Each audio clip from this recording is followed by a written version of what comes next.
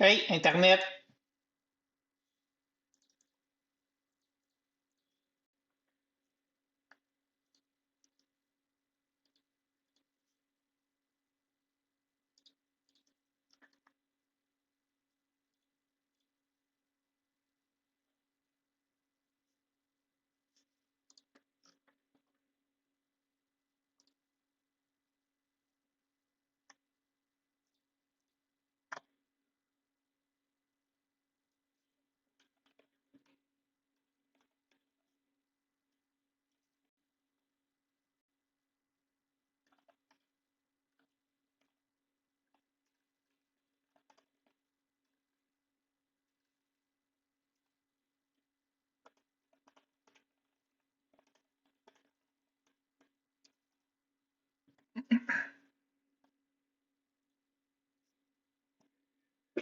Hey guys, happy Friday.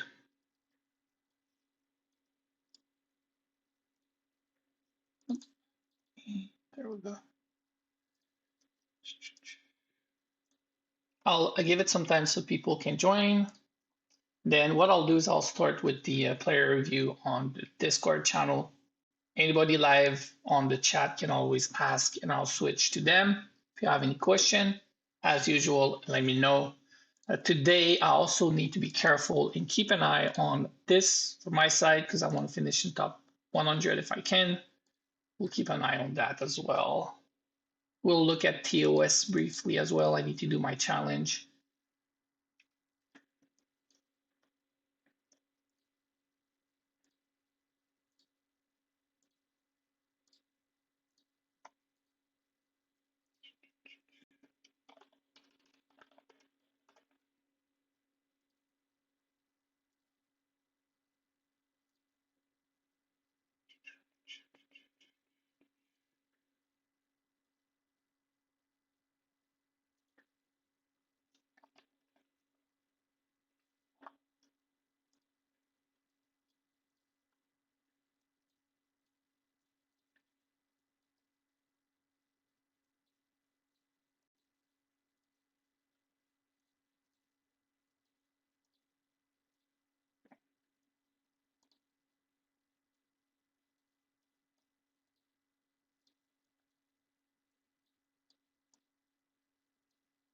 Making sure I do my pass.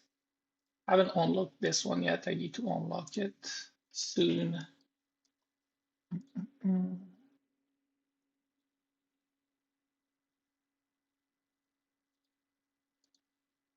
I was busy today.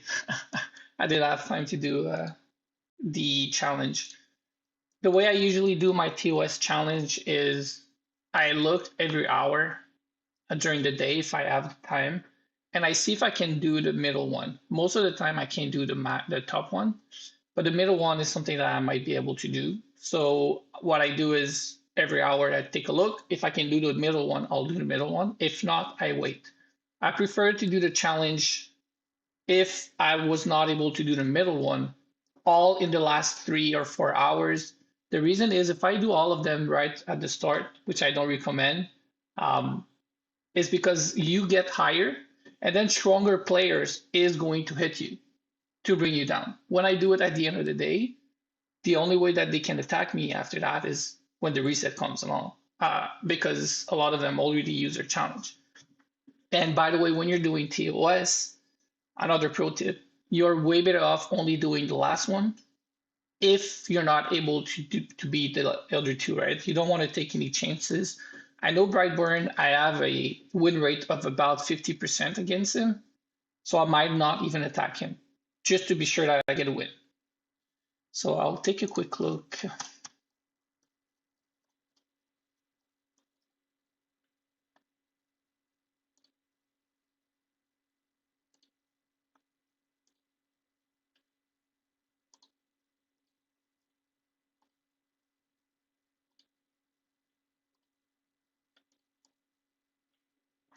So again, this March, I'm about 50%. I don't always win, so I might as well just do this one to be sure that I get a win. I'll take a look. I'm not sure yet. Still have some time.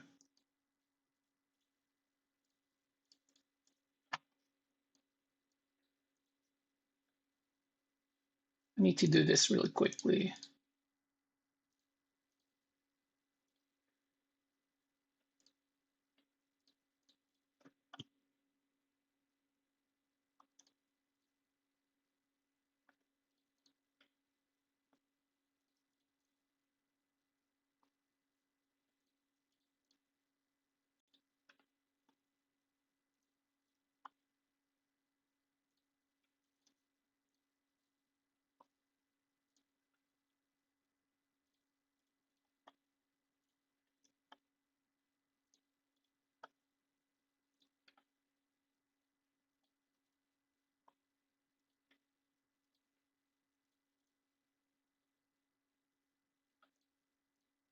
I see two questions. Give me 1 second. This is going to take 2 more minutes. Um, the way I do Mysterium, I already did a video on that, but as you'll see, again, I always do the same steps. I always take the same item. I just clear it for the currency, but at the moment, I don't really use the currency because I don't need to. Hopefully, at some point, we never know. There was, I think, a year ago, a rework on Mysterium, and the artifact was added. Who knows? Maybe one day the other set of artifacts are going to be added. Maybe I will need to use the currency, but right now I have a lot. But there's no point to not do it. It takes me less than 5 minutes.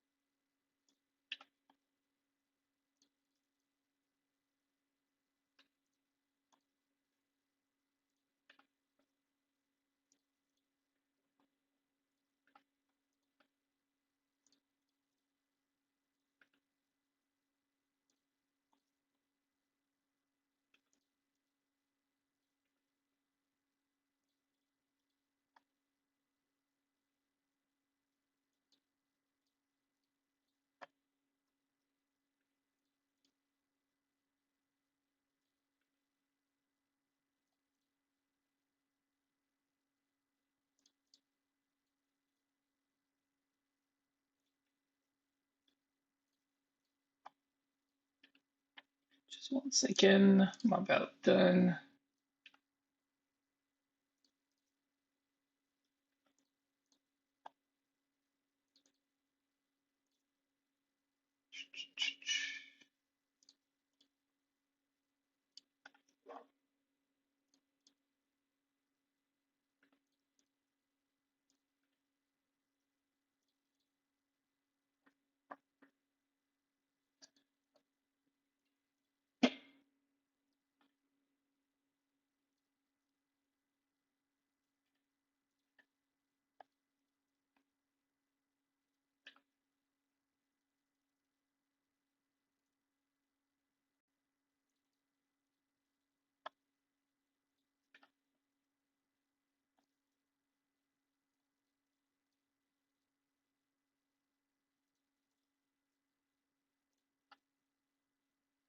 All right.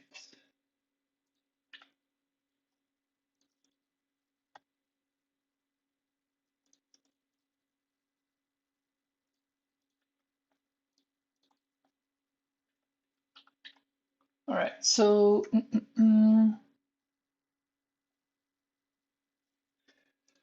the reason why you don't really want to do a lot at the beginning is because you gain a lot of points, you get higher, and stronger player hits you. But at the same time, if you also use them really early, a lot of the player, what they do is they wait until the start of the day and make that mistake. A lot of players make that mistake. So if you wait by the end of the day, you fight a lot of the stronger player that have been able to reach a higher.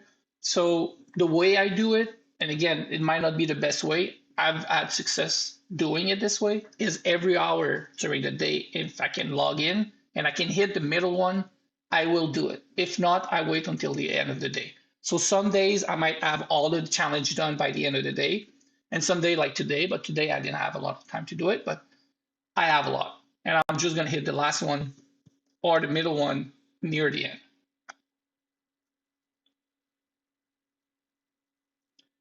Can Queen Alex YSS?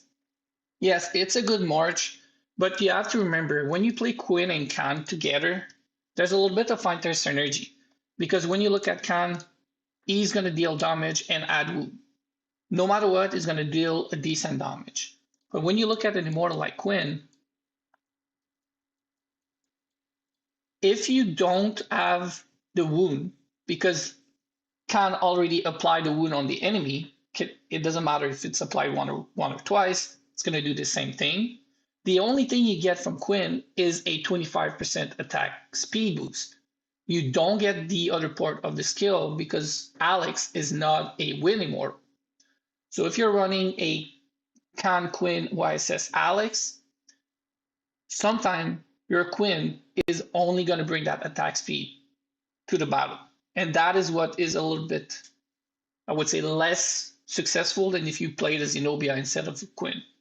Now, it's not the end of the world. Quinn is still very powerful. And what is good about Quinn is his support. And at the very least, you can bring Battle League Station alongside your Khan.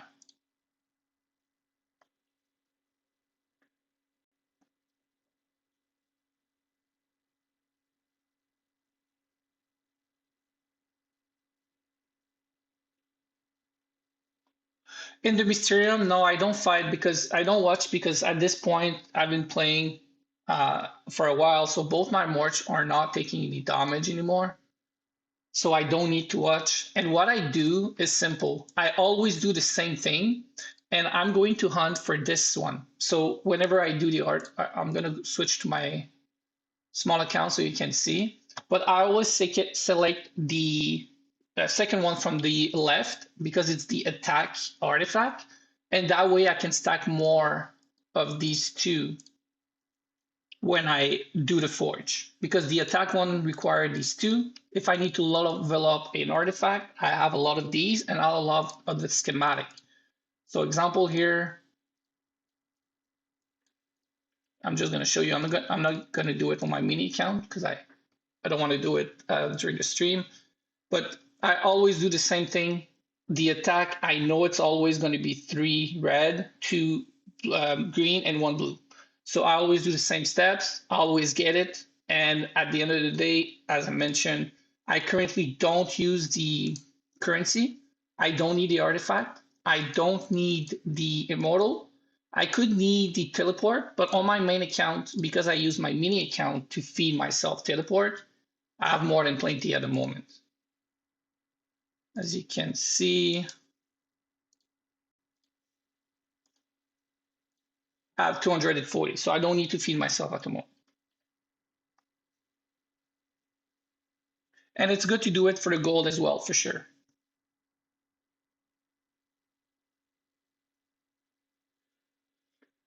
Using Gilgamesh instead of Khan, I would say it's a possibility. It's something you can do if you're using Quinn, of course. I wouldn't replace in a Zenobia Khan for Gilgamesh because if you do that, you don't have the wound effect anymore.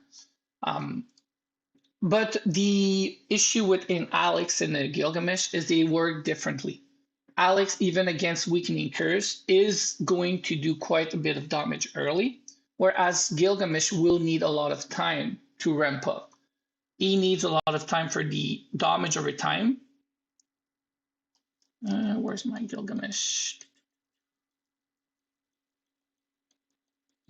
The second part of the skill where you see here the damage over time, continuous damage, needs time to stack up so that you start doing damage. It's also, you're going to use Blade Vortex and Executioner most likely, and these two skills also take some time.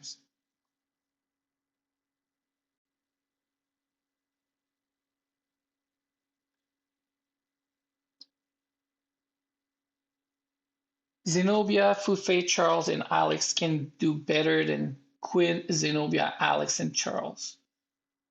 It really depends. It depends on your skill. Quinn, even though is a normal element immortal, might actually beat Fufei because he counters Fufei. If you're placing Fighting Master on your march, for sure. The problem with the same march, which is Fufei Zenobia. Well, it wouldn't be Fufei Zenobia. It would be Fufei Quinn. If you do Fufei Zenobia, most likely you're going to lose for sure against a Quinn Zenobia Alex Charles because you have two healer that's going to be countered. But if you do Quinn Fufei Charles Alex against Quinn Zenobia Alex Charles, even though you have a very strong immortal in Fufei, you might actually lose because at the end of the day, Quinn is countering Fufei quite a bit, and Alex does not need Fighting Master and will not be affected by crowd control. And the enemy also doesn't have any crowd control for the rest of the team, right? So your team is not going to be control all that much anyway. So Fufei is not going to give a lot of usefulness. The only way that the enemy is going to CCU is from the research in the academy for the Cavs. Here, if you look at the academy, is it this one? 1 second. Here you have one that is about stun. I need to remember where it is.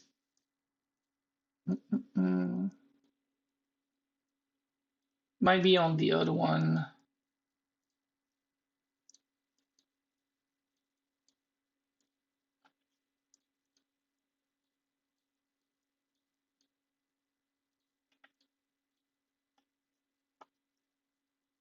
Here, probability stun, right? So if you don't have any stun, the only way that you can stun with your Alex YSS is this chance here.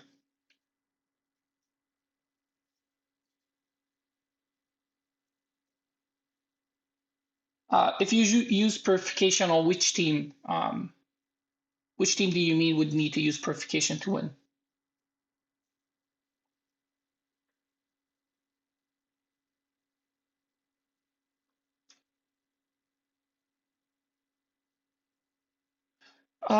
So for your March, John, I would probably put Zenobia back. Zenobia Khan, Alex YSS is probably going to do better than Quinn and Khan, in my opinion. And this is what I'm running on one of my accounts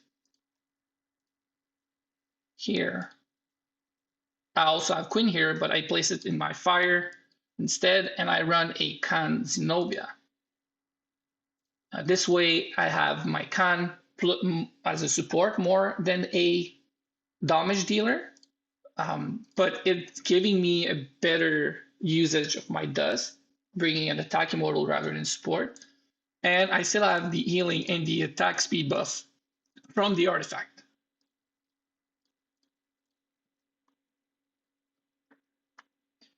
A skill to replace concentration, it really depends on your team. So I would need more information on your team to tell you which skill would be best to replace concentration.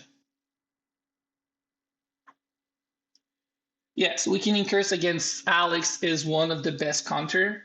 It's not a super hard counter. The reason is Alex is still going to do some damage. But yes, Weakening Curse is definitely a very good skill against Alex. Now, it's always going to counter Alex. Alex doesn't have any way to go around it other than make sure that he's going to sustain long enough to start doing even more damage after Weakening Curse triggers away. But you have to remember, it's not because somebody has Weakening Curse on their march that your Alex is just not going to be able to do anything. Weakening Curse is there a lot, but as you can see, if you look all the free-to-play, or at least a lot of free-to-play, a lot of players still use Alex because Alex is still very strong, even against Weakening Curse.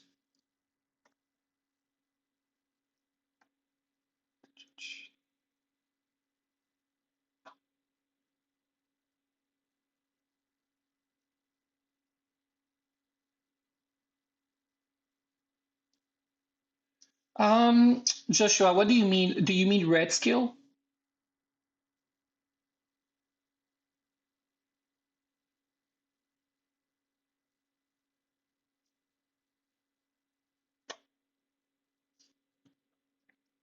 Okay.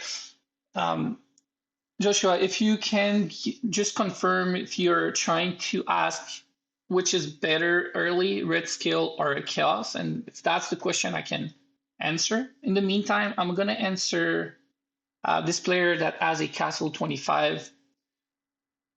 I know you've been doing a lightning march. I would really, unless you're a buyer, like I would say mid spender almost, I would probably slowly move away from the lightning march.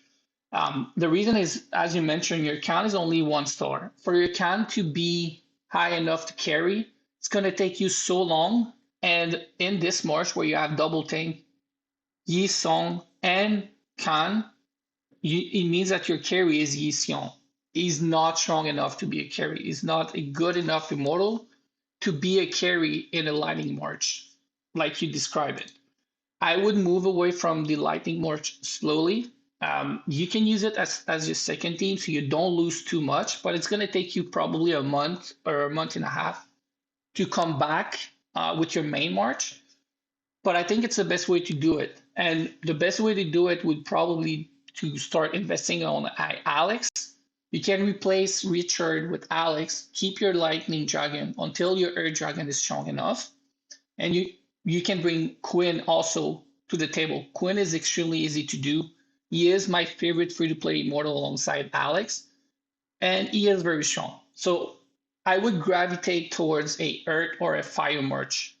Lightning is not free-to-play. It's hard to do. It's hard to sustain after Season 1 as well. Honestly, Lightning is a bit of a trap. The only really, really strong Lightning team is going to be Khan with Energy Mastery and Corrosive Power, but even that is later on, and you need to add Immortal that is going to help him carry. So that's an Alex, that's a YSS, that's a Tokyo, that's a Anubis. It's not cheap. Lightning is not cheap.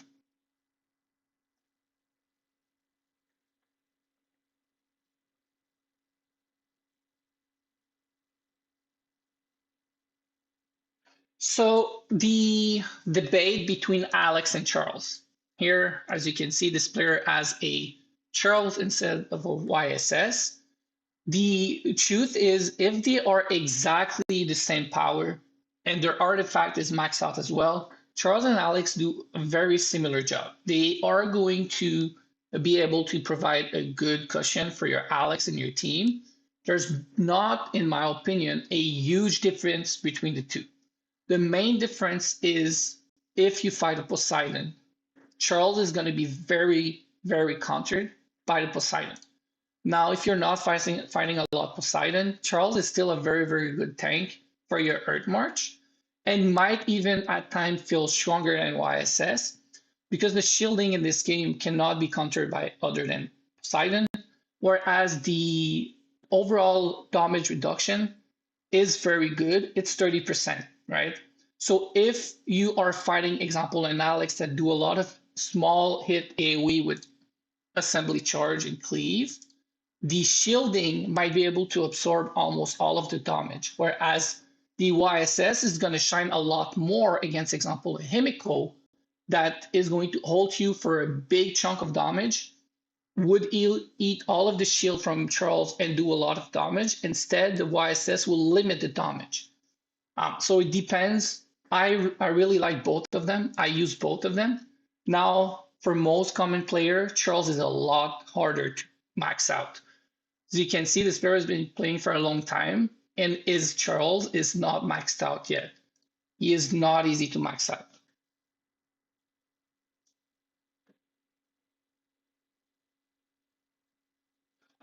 So if you put purification to try and counter wound, it's not gonna work as you want. Really the only way to counter wound effectively in this game is going to be Athena. Where's my Athena? Oh, it's going to be Athena, skill, and Ninetale. Ninetale is going to be able to help a lot against wound, for sure. But purification is not going to help all that much against wound. And you will honestly lose against Quinn as a Fufei, even though Fufei is way more expensive and technically a way better champion or immortal than Quinn. Quinn is still going to counter your Fufe quite hard. Here, Sirius is going to remove Bite, Serious Wound, Dot, so Ninetale is going to help as well.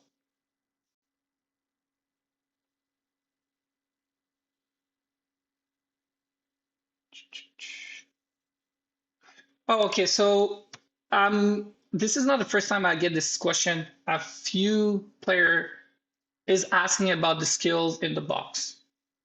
I am absolutely not a fan of buying the skill. The reason is this is actually quite expensive.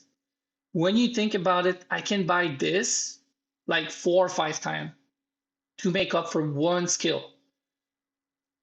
Early game skills can be very, very tricky. You will struggle on getting your skills slowly from the KVK, especially as a free to play player. But you will get to a point where you're going to have too many skills to even put on your main march, let alone your second march at some point. I prefer going slowly, getting better things here, such as the Chaos chest that is discounted, the Olean Shadow chest that is discounted, rather than going for the skill to sell it for a better one. I'd rather do that and then during the KVK, do my 10 million to get a 25K and come buy skills here and then sell them off. As a free to play and low spender, this is way more effective because during the seasonal event, you can focus on immortal, and during KVK, you focus on skills. You will get to a point, as you can see, it's going to take time, but I have leftover and I cannot buy anything else. Like even this one, I already bought it, I already unlocked it. I couldn't buy it if I wanted to.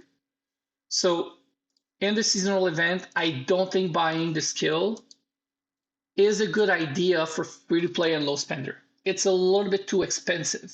Even though they save 95% reduction, 1,000 internal grill is quite expensive.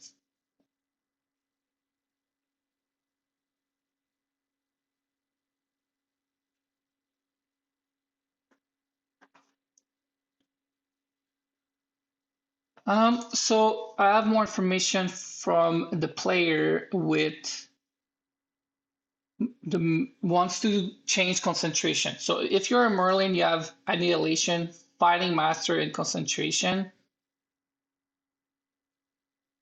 On a Merlin, the best swap, if you stay in gold and purple, is going to be something like Spell Disintegrator.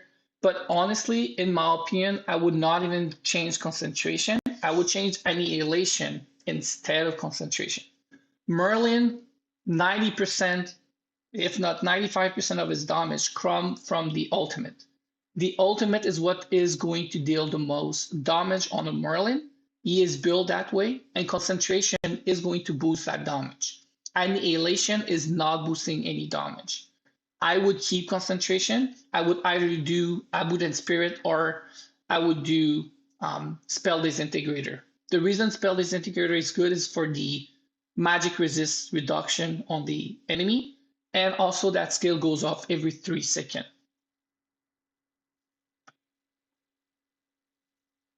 If you want to go with a red skill, it would be Energy Mastery.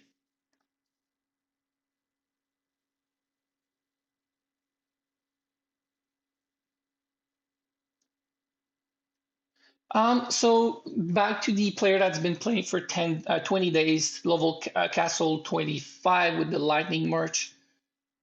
It's still very early. You won't lose that much if you switch now. All the immortal that you mentioned, except Tokyo, is going to slow you down a little bit because Tokyo is a golden path immortal. But you can always use Tokyo in other March if you have maxed him or is very far ahead. Khan, I really suggest to get him slowly whenever he's available. But unless you put money into the game, unless you do this event here,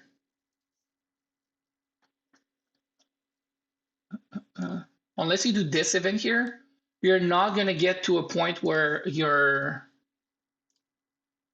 Khan is going to be maxed out quick enough to carry.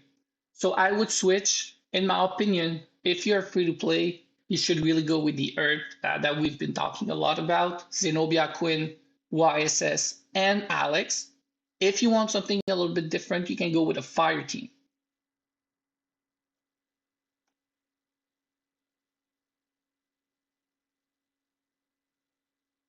Himiko is going to take you some time to max out. I would say if you're not a spender, I would say mid spender, don't even bother with Himiko. Um, you can do Himiko when you get to a point where the chest here during the seasonal event is going to be discounted. Until then, your Himiko is going to cost you more than she should, and Sparks of Galaxy is gone. I would, if I was starting over as a low spender, mid spender, focus on Alex YSS Zenobia Quinn, and once the seasonal event unlocked the discounted chest, I would either go with the Chaos Loki or Himiko as an upgrade. This is the way I would do it. Until then, I would focus on a red skill for my Alex instead.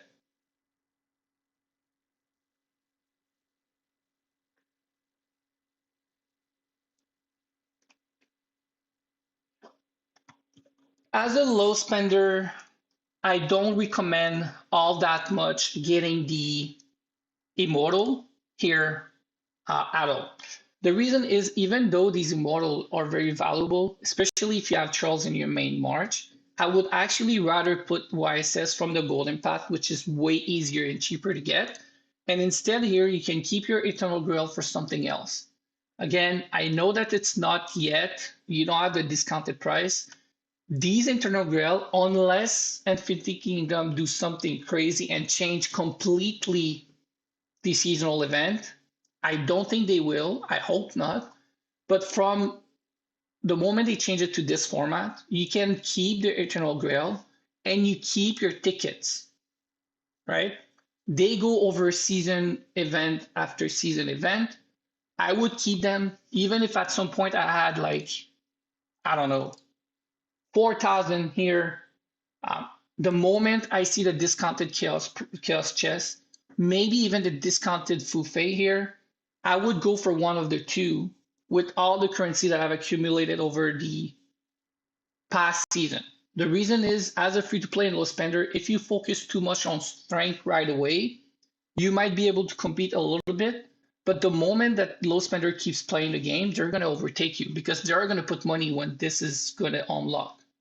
I would prepare my account for this instead. And instead of if you want power now, I would go for a red skill. The thing with red skill is they're not going to change. The moment they unlock for you, if you get a red skill, they're going to be good now and forever. You get, example, energy mastery.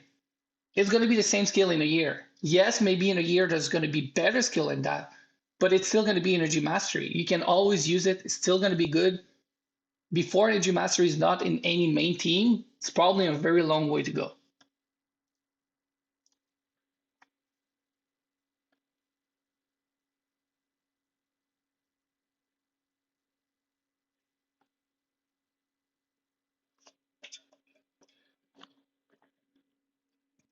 To get people to jump to your server, it's about advertising, using the Discord a little bit. If you have players that are present in the TOS, you can always try to use them as a recruitment tool. But recruitment in this game is not all that easy. You really need to be present on the Discord. You can look at the Discord to try and see if players are looking for a new home. I would say as long as you're in the younger server, it's a little bit easier. But as soon as you step in the older server, I would say anybody in the legendary season, it's more about finding the people that wants to leave their server rather than just recruiting, because it's migration in this game is something that they need to work on.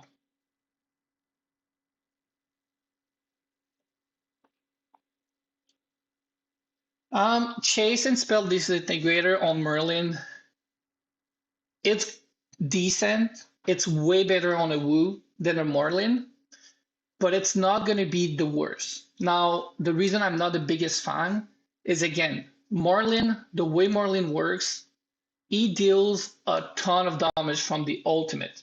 If you're not relying on Merlin ultimate, you're going to run a situation where you're going to spread your ultimate damage with your Spell Disintegrator and Chase, but you might not get the same output overall.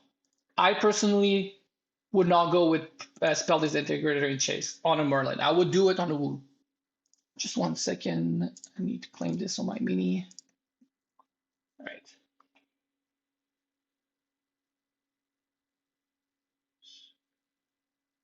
So I don't get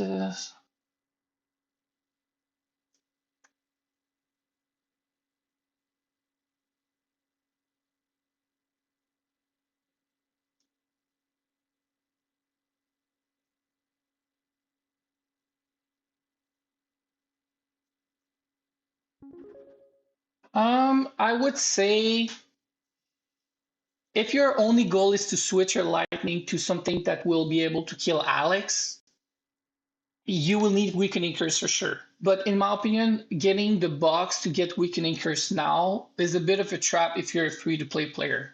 You will get to more skills with more KVK season. Yes, it's going to take a way more time, maybe a month or two, but I think it's way more beneficial for you to wait KVK to give you the coins. As long as you're active in KVK, even if your server lose, you can get at the very least 25k. You play 2 KVK, you get a skill for sure, as long as you're active. In my opinion, for low spender free to play, you're way better off doing that for skill.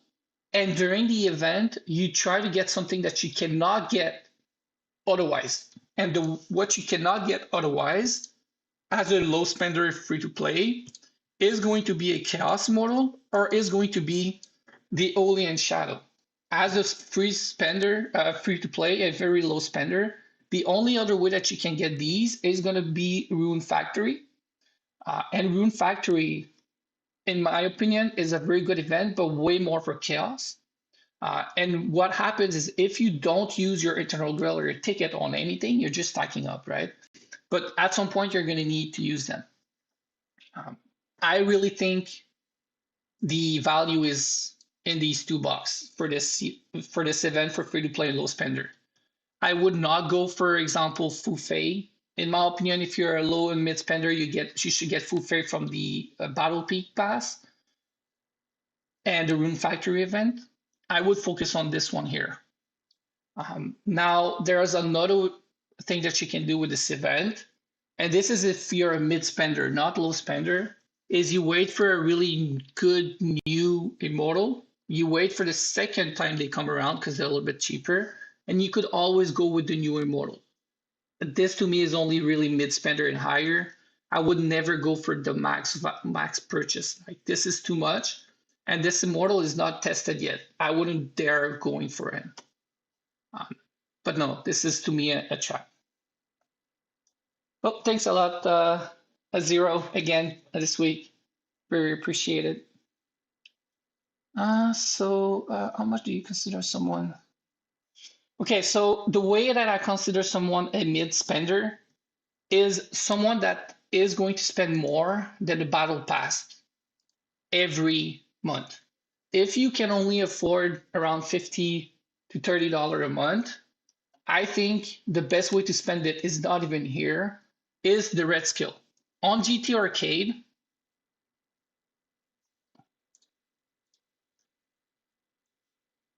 Arcade, you have a bundle.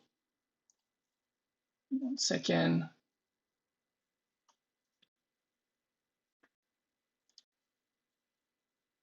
I don't know why it's so slow.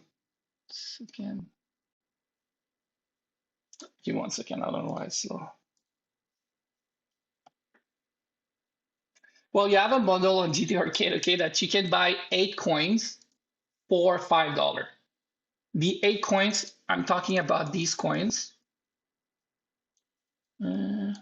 These coins, 8 for $5 on GT Arcade. You can buy this 6 times a week. This is the best way to go for low spender because this is going to give you access to red skill, which is never going to be obtainable for low spender. Now with the new event format, they will get there, but it's going to probably take them a year, even more, because you get 3 coins a week free, but it's going to take so long. If you can get to a red skill, you're going to beat anybody that doesn't have a red skill. Now, This is, in my opinion, a low spender that only go for the coins. Mid spender are the people that buy in the battle pass, both of them, buy in the golden pass, and go for the coins on top of that. As soon as you do that, in my opinion, you start to be a little bit more than a low spender. You start to be around low to mid. So that's around 100, I would say 200 a week. Whales for me is anybody with a chaos model with 50 dust. If you see somebody 50 dust on their chaos model, it doesn't matter what else they have. For me, they're a big spender.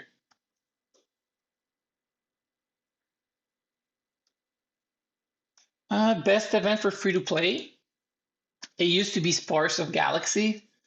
Now there's a lot of events that are actually very good for free to play. You just have to accept that you're not going to be able to do as well. I'll give you a few examples. Seasonal event is actually extremely good for free to play. Yes, it's better for low spender because they can get access to this one, right? Like the one I unlocked. Now, if you get here, free to play can wait until they get 250. It's going to take them probably 2 or 3 seasonal events, but they're still going to get free things. At the very least, you get free things. If you look at TOS, you're not going to be able to place. And by the way, I don't know when, but the game is probably going to rework TOS again.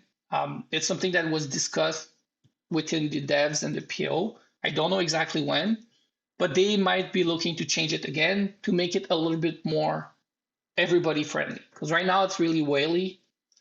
Only whales and mid-spender can actually place. They're going to change it again. But for now, if you do this event as a free to play, you might as well only do this one, and you're going to collect a few gems every day. And then during the bets, you place your bets well, you're going to be able to get a lot of dust. So there's a lot of events for free to play. Although you cannot get all of the content, they're actually great. And also something I forgot to mention, but as a free to play, you can get 1,100 dust from this event every time it comes around. A very good way to get your dust. You should always get the dust every day as a free to play. It's your best way to get dust.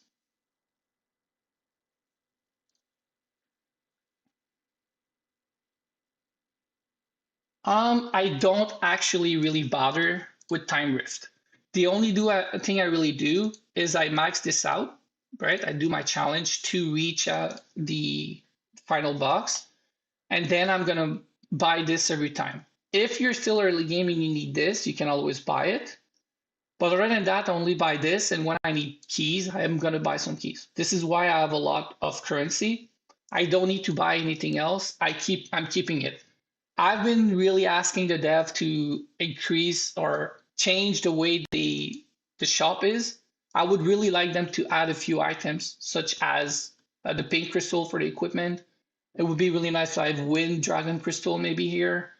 Um, but at the moment, there's no point for me to really spend it. I don't need this. I don't need that. I could go for this, but I have enough. Don't really need it. Um, Again, the keys are good if you're farming a dragon, but I don't need it at the moment. But yeah, I don't really do any specific march. As long as I can get maximum damage, so 1,005 contribution per hit, I'm happy.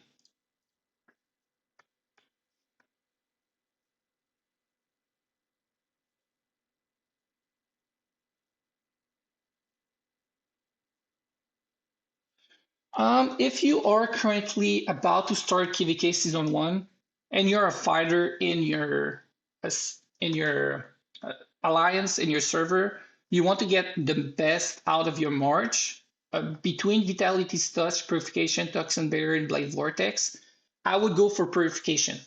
Now, the reason is Alex, you're going to be able to get good skill on him without using Blade Vortex or Toxin Barrier, and you're going to leave a room for assembly charge as soon as KVK1 ends. I would go with something like a cleave, combo, and maybe even anger on my Alex, and then I would place purification on my support. Purification is actually very good, even though you might not heal a lot. It's going to counter the negative states. And Purification is a good skill. Vitality's Touch is also a good skill, but it can be countered by Quinn too easily. So I would go for Purification.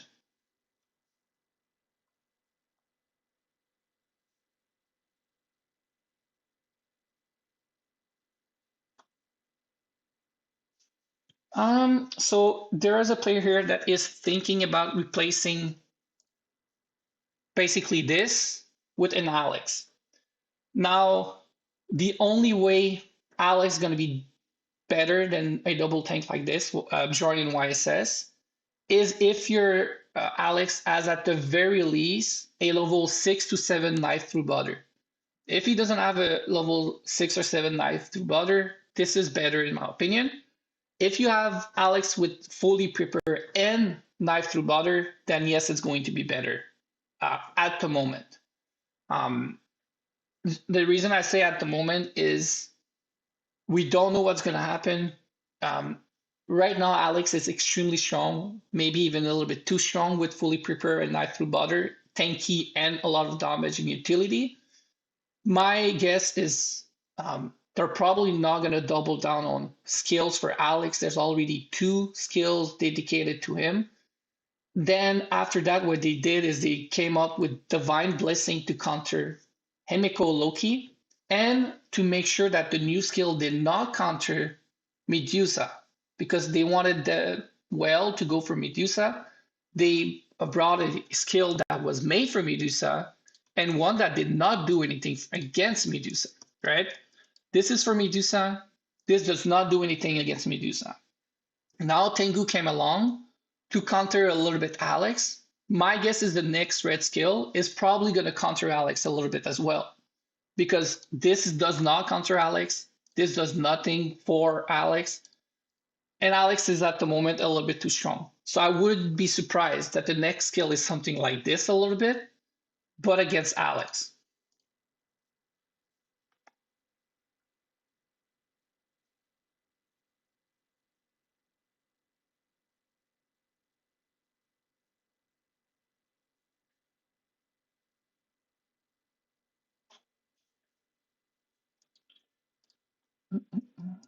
All right, I need to do my TOS 1 second.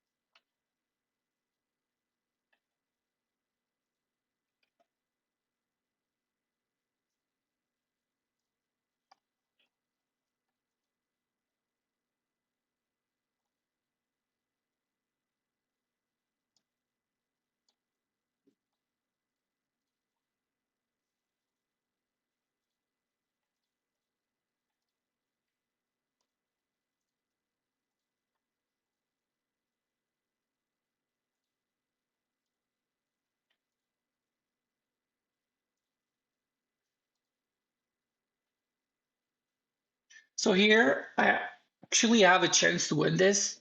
I would say maybe 50-50, but I'm not going to risk it. The difference here is, where's my, max, all right. So here, if I do the small one, I'm guaranteed 6 points. If I do the middle one, I'm going to get a little bit more than that. I would get probably around 10 to 12. But if I don't win, I actually lose about between 6 and 10. I'd rather just do this one and call it a day. I know I'm going to place anyway, so I might as well be conservative. Same thing here. This player, Vinci, is really good. We've had a few KVK with battling together. We're about 50-50 when we fight each other in TOS. I'm not going to risk it. I'm just going to go for this one. Lady is way too strong. There's no way I would have won anyway. Now, I also need to be careful about this here. So here I'm at 98. I don't want to risk it.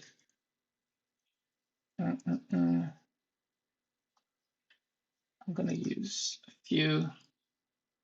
And I'm really not lucky. Last time, so today I had to go to one to get the prize. As you can see, I just got it, right? I went down to one. Hopefully it's not going to be the case this time around. 107. All right.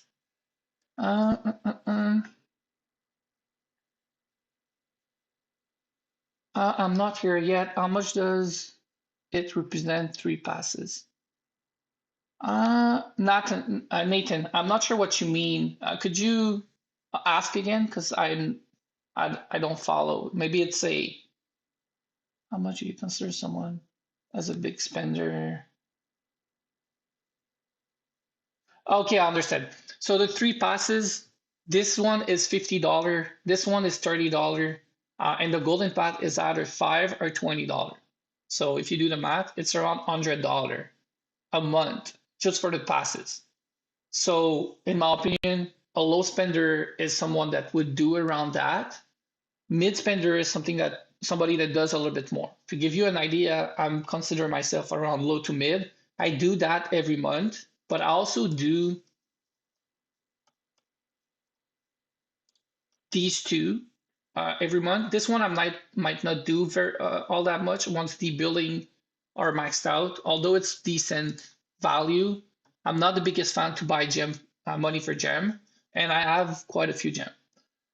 And I also do the divine coin, $5. I only do the $5. I'm a sucker for efficiency. I don't like the fact that you buy 8 coins for $5 on GT Arcade, and then in game, even if you put $50, you only get 12. The value really goes down for divine coins as you go up on the bundle. I only do the 6 times $5 on GT Arcade. That's all I do for coins, and I'm happy for that. I know it's going to take me some time. As you can see, I have a lot of skills that are not really high. 6, 4, 5. It's going to take me time to bring them up. I don't mind. At the end of the day, my goal is to have fun, enjoy the game, to be strong enough to do what I want to do. And going slowly on red skill is fine for me.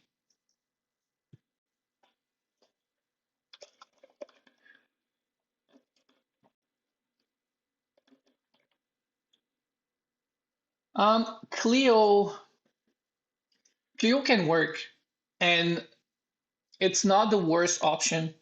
I think Cleo, Zenobia, Alex, and YSS is a better March than a lot of the other March, such as Lightning March, especially early. It can compete against Fire March because Cleo counters Wu a little bit. But the truth is, if you're going to replace Cleo, a Quint with Cleo, you're going to lose out anytime you fight a Zenobia. Quinn is so strong against Zenobia.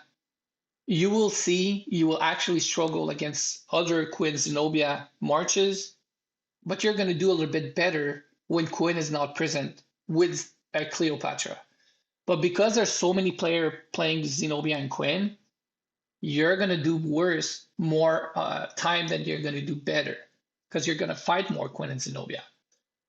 It's not that it's a bad march, it's just that Cleopatra doesn't counter enough players, whereas Quinn counters almost everybody.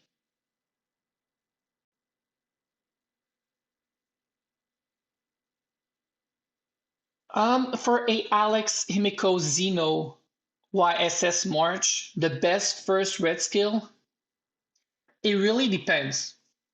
If you're currently using your Himiko as a support, yes, Knife Through Butter is a really good skill. First red skill. If you're doing Himiko as a damage dealer, the truth is Himiko is never going to do enough damage without a red skill, whereas Alex can actually do a lot of damage without a red skill.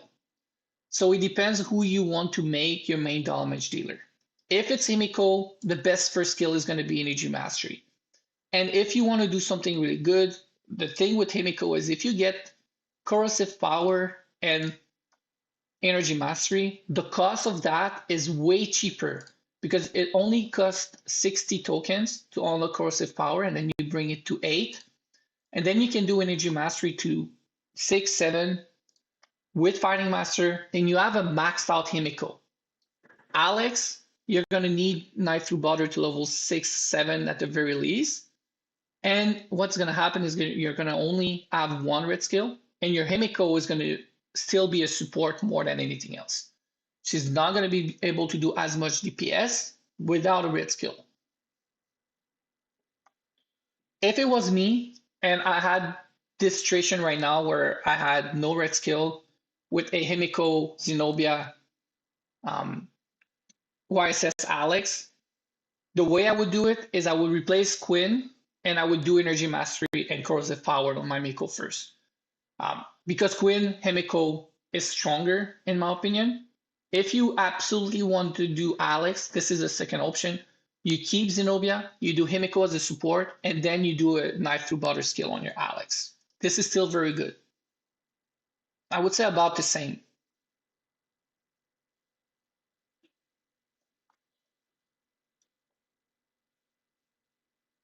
Yes, so in this game, the truth is anybody that is not gold is almost useless. I used to play this guy 2 years ago quite a lot. He was countering Double Healer. Double Healer was very in the meta about 2 years ago, and this guy was actually very good against them. But the moment they introduced specialization, there's no way for purple and blue ever, but even purple, there's no way for them to compete at all. At all. Because they don't have specialization and they only have 2 skill. They will never be able to compete with a gold immortal. They are only there to farm resources and maybe do sieges. Early game, if you cannot fill 4 marches with gold immortal, you could always use them for sieges, but that's it.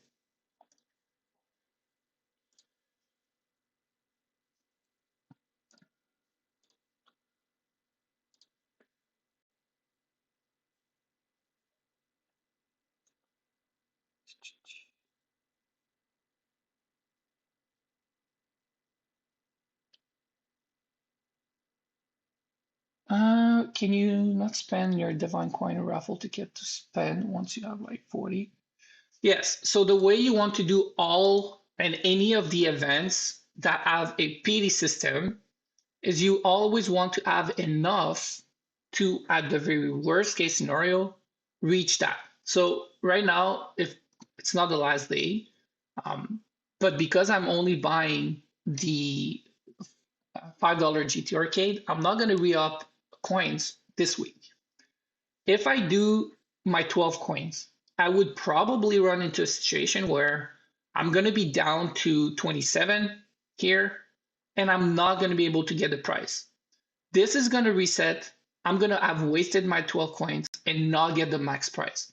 This is the case with all PD system event. You always want to make sure that you have enough coins or enough currency to do the PD system to the max.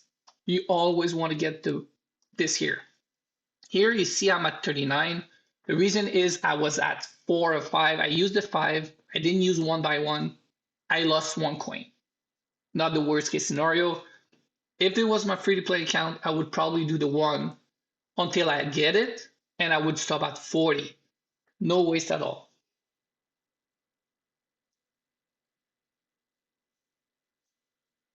Uh,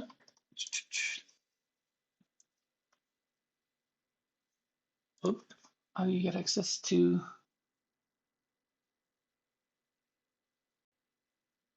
Okay, so once again, I don't know what's happening here. I don't know if it's my internet of the game. I know the patch that they did today was a little bit hard on some players for logging in, and I've had this issue of reconnecting a few times today. I need to monitor here. This here, I want to be in the top 100. Should be fine. 30-second.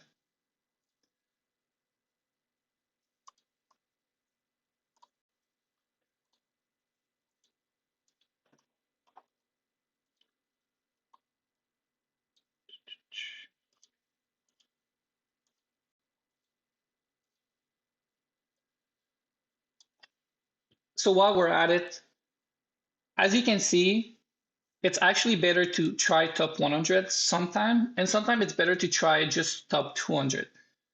You get 50 more if you are in the top 200. Second.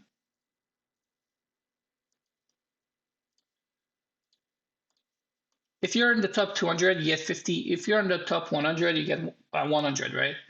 If the top 200 to 100 is really low, you might as well stay here and then do this again the next day.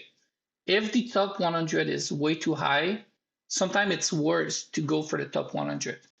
It's just math. This time around, it cost me 107, and the 200 threshold was around 60. So it was a little bit more advantageous to go to the top 100 yesterday. If I got it, of course. This is Rena. Yeah, so I was able to get it. This is great. Be able to buy this later.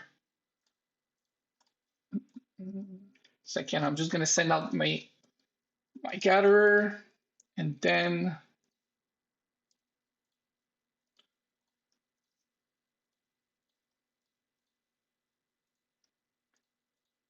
all right, I'm gonna continue with the questions. So how do you get access to the $50 one? Okay, so the way these pass works, guys, is as you level up your castle, you're gonna be able to get access to them. When you start, you only have the golden path, and then I think you need to reach castle probably 30 or 40 to get access to this one, and then you need to reach higher to get access to this one. Until you reach that threshold, you're just not gonna see it. So at the moment, it's possible that you only see two. It's normal. I'm gonna go to the Discord here. I'm gonna review this one here real quick.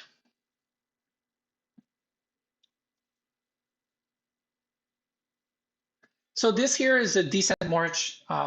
It's a good march. Again, same thing. I don't know if it's the same player that we discussed it, but I think it is.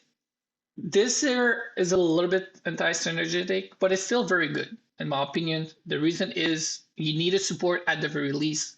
If he had done, example, Hamu, the mage lightning, this team would be worse, in my opinion. But this is decent. Now, I don't know which level your castle is. It's probably still low. You're only under 200K, still starting. It is a good march for now. There's a few things I don't like, okay? This here, I'm not a fan. The reason is this has a limit. It doesn't say that it has a limit, but it has a limit. And when you look at the skill, first you need to crit. When you look at your report, make sure your team actually crits because you are using a Earth Dragon. Earth Dragon does not do crit damage or does not bring crit chance. You don't have weakness, which reduce the resilience. So you probably don't crit all that much. If you don't crit, a skill like this is going to be useless because you're not going to get any energy because you're not critting. You need to make sure you crit to use this. Two, the reason I don't like this skill is, again, it does not say, but there's a limit. It's not every time you deal a crit hit. There's a limit, guys. I know this because when this skill was released, they had no limit. And they nerfed it really quickly because this skill was too good. And then it became not as good. So be careful. If you don't crit, you want to remove this right away.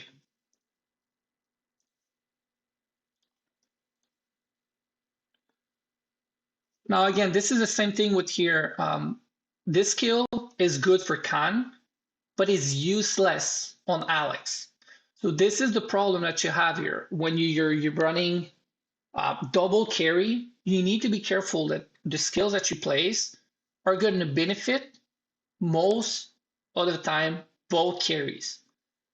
This here, it's not at its bad skill. I really like the skill. I put it sometime on my main march even, but in your situation, I don't think it's the best option because you're not helping your Alex, you're only helping your Khan. So an example is this is a better skill because this is going to help everybody, right?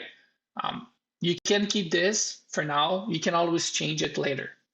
What I would do if I was you, I would bring this here, Adrenaline Rush, to my Khan and I will replace this one here. I don't think you crit enough to keep this. This is actually extremely good on Khan because Khan, all his damage is from his ultimate, and this is going to allow him to ult more. So you can go with Adrenaline Rush on your Khan. You can keep this for now. On your Quinn, you can do something more that will allow a little bit more either tankiness on your Quinn or to support everybody. The way to do it, let me take a look.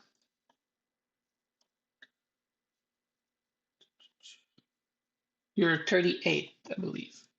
Right. So I don't know if you can get guard, but at any point when you're going to be able to get guard, you can just replace one of these two skill and bring it to your Quinn. That's going to be a good option.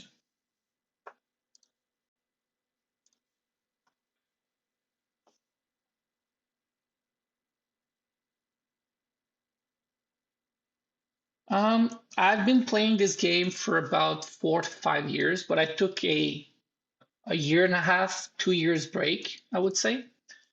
But yeah, I've been playing this game for quite a while.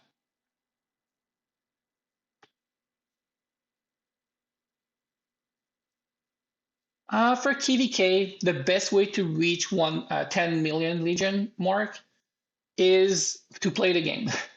So if you play the game and you do all the event with your alliance, you're going to reach it pretty easily. If you don't, because your alliance is, example, stuck into the main zone, starting zone, you're struggling in KVK, the best next way is to attack the city because attacking city does not cost any AP. If your research is, oh, I need to do this right away while we're at it. But if your research is high enough, AP is 0 to attack a city. Now, I don't know which one it is. Give me 1 second. It's been so long.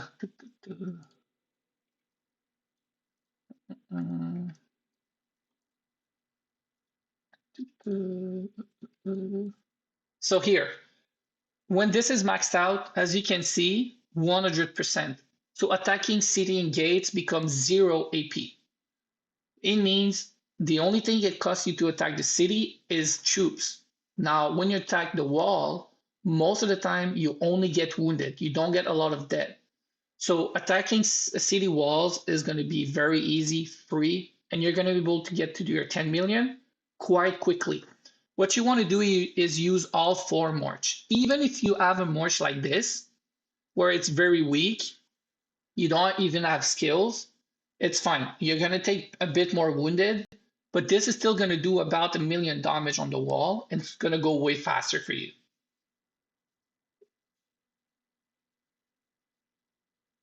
Um, if you want to start now a free to play, okay, so basically you want to know if it's better to start as a free to play now, test the game out, and then restart the game as a paid account. Um, I would say yes and no. Yes, because if you want to do really well, what I suggest is you start into a server as a free to play. You can also use the Discord to find people, but what you really want to do is try to bring people that are going to play the game together in a group and then start over in a new server together. If you start together, you're going to be able to probably dominate the server with your alliance, with your small group. And as a whole, you're going to be doing way better because if you're able to dictate and make good alliance in your server, have a good, healthy server, it's going to do a very good for you until you migrate, and you might not have to migrate at all. The reason I also say no is in this game, I don't really recommend starting over at any point. The reason is, except dust at the moment, you can reset anything. So I'll give you an example. If example, I don't like this immortal, I can put him on my second, third, fourth team. He is still maxed out. Yes, it took a lot of time, but it's not worth for me to start over to do somebody else, because at the end of the day, I can use this model somewhere else. So everything you earn or you gain during your first play, when you start over, you lose all of it. This game is a marathon, it's not a sprint. I would not recommend to start over after 6 months for sure. But I do recommend to start free. Don't spend too much. Find a good group that you can play together, that you know they're going to stay for a while, and then start over together in a new server. And if you want to put money, then it's your choice.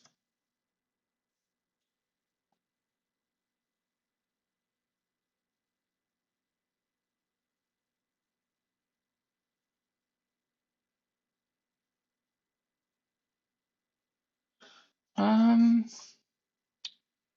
so Joshua, you're running main water march, but you also put other immortal. Can you explain a little bit more what you're trying to ask? Like, what's the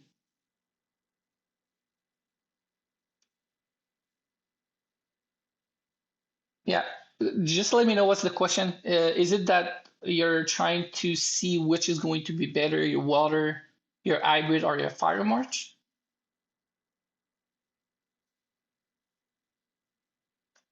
Um, I'll answer Zenus for now. So I have a maxed out Alex, YSS, Hemiko, Bjorn, Quinn, Khan, and Zeno. What would be the best team?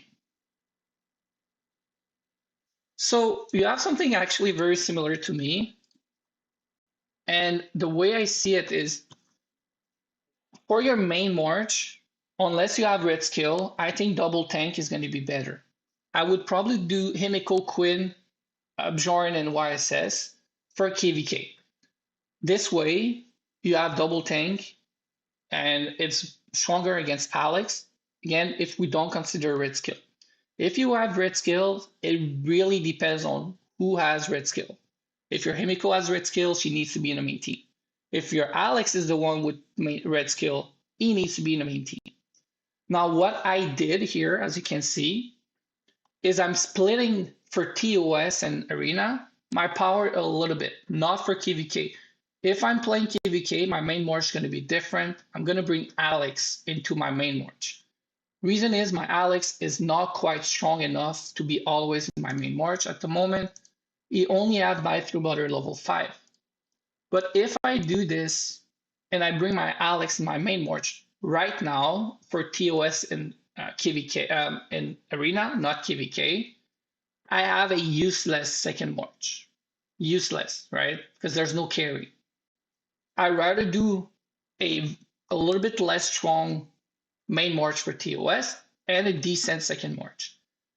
But at any point during KVK, what I do is I bring my Alex into my main march. For now.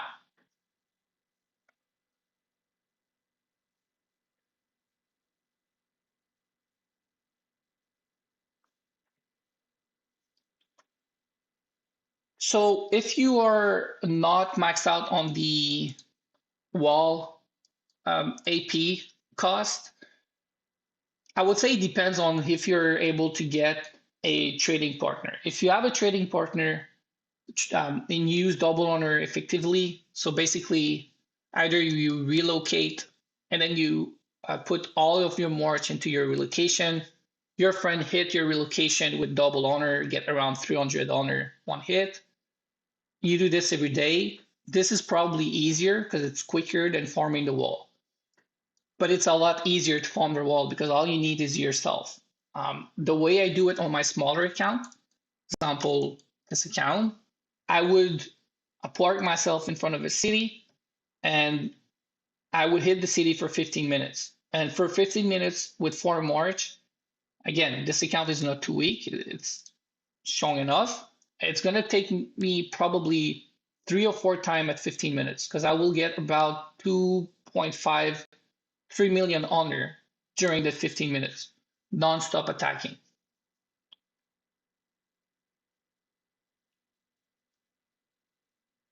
Yes, attacking CT is going to give you more wounded than trading honor if you do the double honor tactic. But to do the double honor tactic, you need somebody that knows what they're doing as your trading partner. And you need to do it every day because you get double honor only uh, 3 stack and they refresh every 8 hours. So you need to do it basically every day during the KVK to get to 10 million.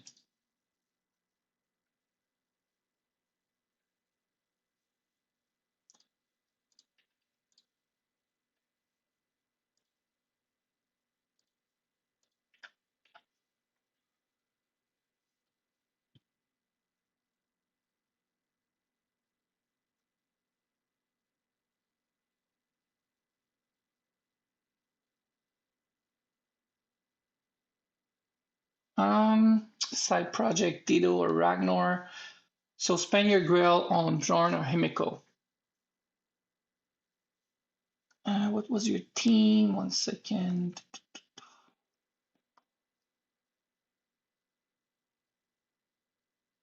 But right now, is your Alex, Quinn, Zenobia all maxed out as well? Do you have any red skill? It really depends. If your water is your main team because you have a lot of dust on them, you have maybe a red skill on one of the immortals. It really depends. For me, if your dust are really, really higher on your water team and you want to keep going for water team, Ragnar is going to become a must. Dido is not a must in my opinion. If I was you, I would probably use Quinn instead of my Yoshi or Dido, um, or get a Oli for my water. This is also an option. Um, Theodora could be an option.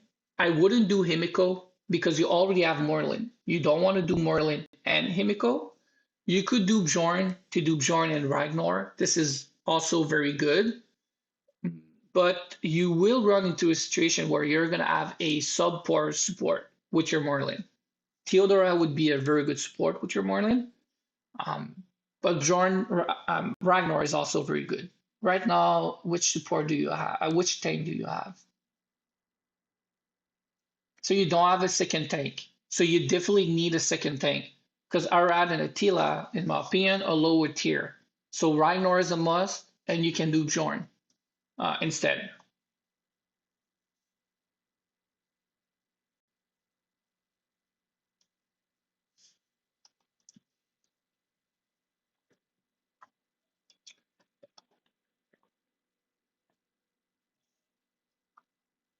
Yeah, so you definitely need a tank, right? You need to focus on Ragnar, and you can do Bjorn. Now it depends how far along you are with your Bjorn. If you're starting over, I think you're better off probably doing something else because if you're starting from scratch, Bjorn is not cheap at all. Sparks of Galaxy being gone, it's going to take you some time. It's going to take you multiple events, probably even Rune Factory. What you could always do is Charles and Ragnar. It depends on where your Charles is at, of course. Or you can do Alex and Ragnar. Alex is going to be way better than Attila and Arad for sure. And you already have Alex, as you just mentioned. I don't know how far along he is, but Alex is actually very strong because he is just very strong. It will do better than Attila and Arad. Artemis is also um, a possibility, in my opinion, better than Ditto with Merlin. So you can do Artemis as a support for your Water March. Now, the one thing that I don't like about a Merlin Artemis is you don't have any healer and you don't have anti-healing. But in my opinion, you would, if you absolutely want to do a Holy Shadow, Jorn would be a better get for you because you don't have 2 tanks. And then you can do Artemis.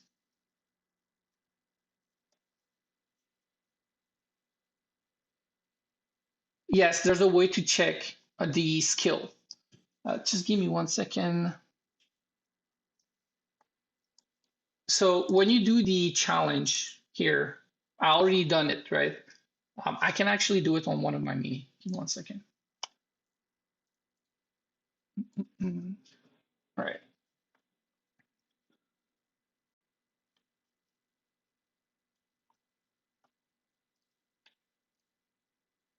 All right. So when you do the challenge, example, this one, as you can see with my mini, I can do it. It's too hard, but you're able to see the skills two way. First, you can always look at the battle as they go, the skill goes off. And you can also look at the buffs here, but the easiest way will be in the report. We'll just let it go.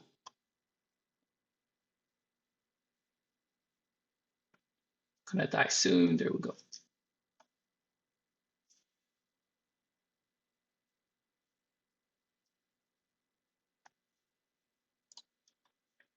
You just need to look at the report and you look at the enemy. So here is C as Spear and Pale.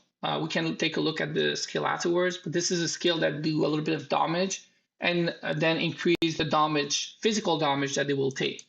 You can see that they have Blade Vortex also under Kublai. Then this one here as Toxin Bearer. He has Total Coverage, Sniper. She has Vitality's Touch and the Berserker, Berserk Aura. So somebody has Berserk Aura, probably Teal. You can also take a look. They don't have no escape, right? No escape's not there. So, for example, Fountain of Life is not as useful. You can also take a look here. When you look at the battle, there are skills that has visual effect. Life protection is a bubble that you see, but this is the way you can look at the skills. You cannot look at the levels of the skills though. You can just see that they have the skills because they do damage with the skills. It's the same thing with this one as well.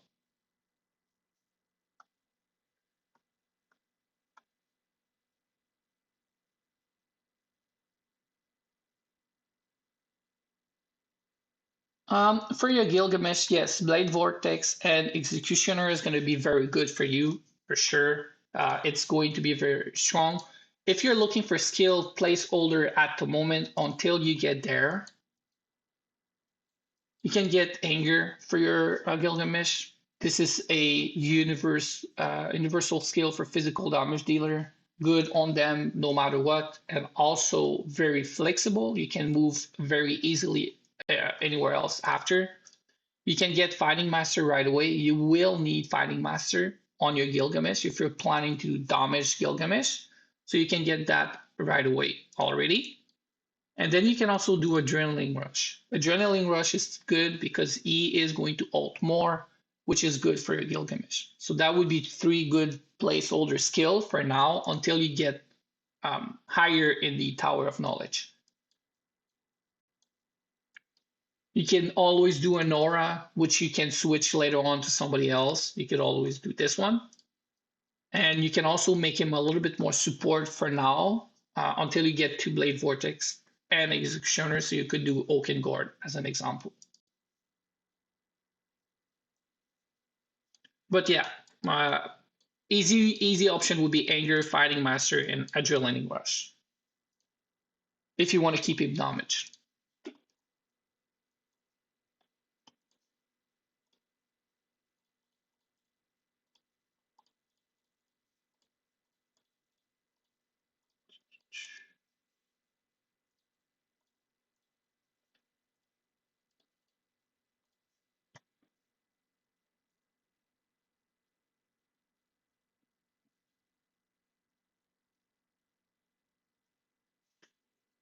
All right. If you guys have any more questions, let me know. What I'll do is I'll go here. I try to review a few ones if I have time. Best free-to-play skill for Hippo.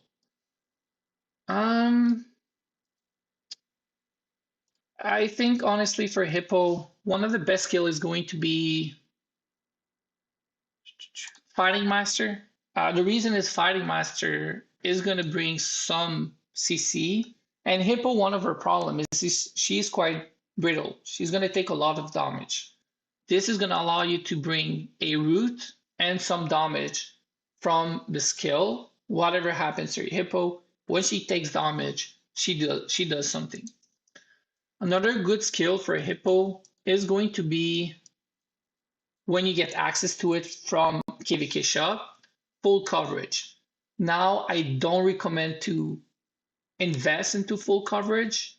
The reason is I don't think you should make Hippo your main carry. Wu should be your priority to make as a main damage dealer. And if you're a free to play player, you're going to need a Boot and Spirit from the KVK shop first. Then you're going to need a lot more skills such as No Escape, Energy Shield. You can go Purification, Weakening Curse. So this here, I don't think, although it's very good on Hippo, you should go for. I would probably do Fighting Master. You can even do Physical Shield to make her a little bit more tanky. You can do Energy Suppression. You can do Oaken Guard. Because the way I play my fire team, my Hippo is a lot more utility than damage dealer. I don't think the best way to make your Hippo is a damage dealer. If you absolutely want to do some damage on her, it would be Fighting Master. You can do Dead Breath. You can do Anger as well. You can do Adrenaline Rush, which is also good skills on her if you want to do damage.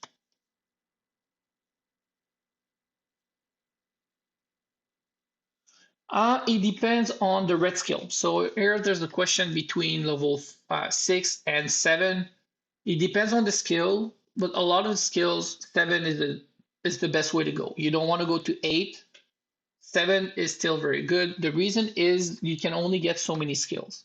The reason why they're not all maxed out yet is this one here. I was going Alex at some point, but I moved away from Alex for a while, and I decided to do Divine Blessing. I'm going to put Divine Blessing to 7, and then I'm going to come back to Fountain of Life to 7. Fountain of Life is a very good example of a skill that does not need to be level 7.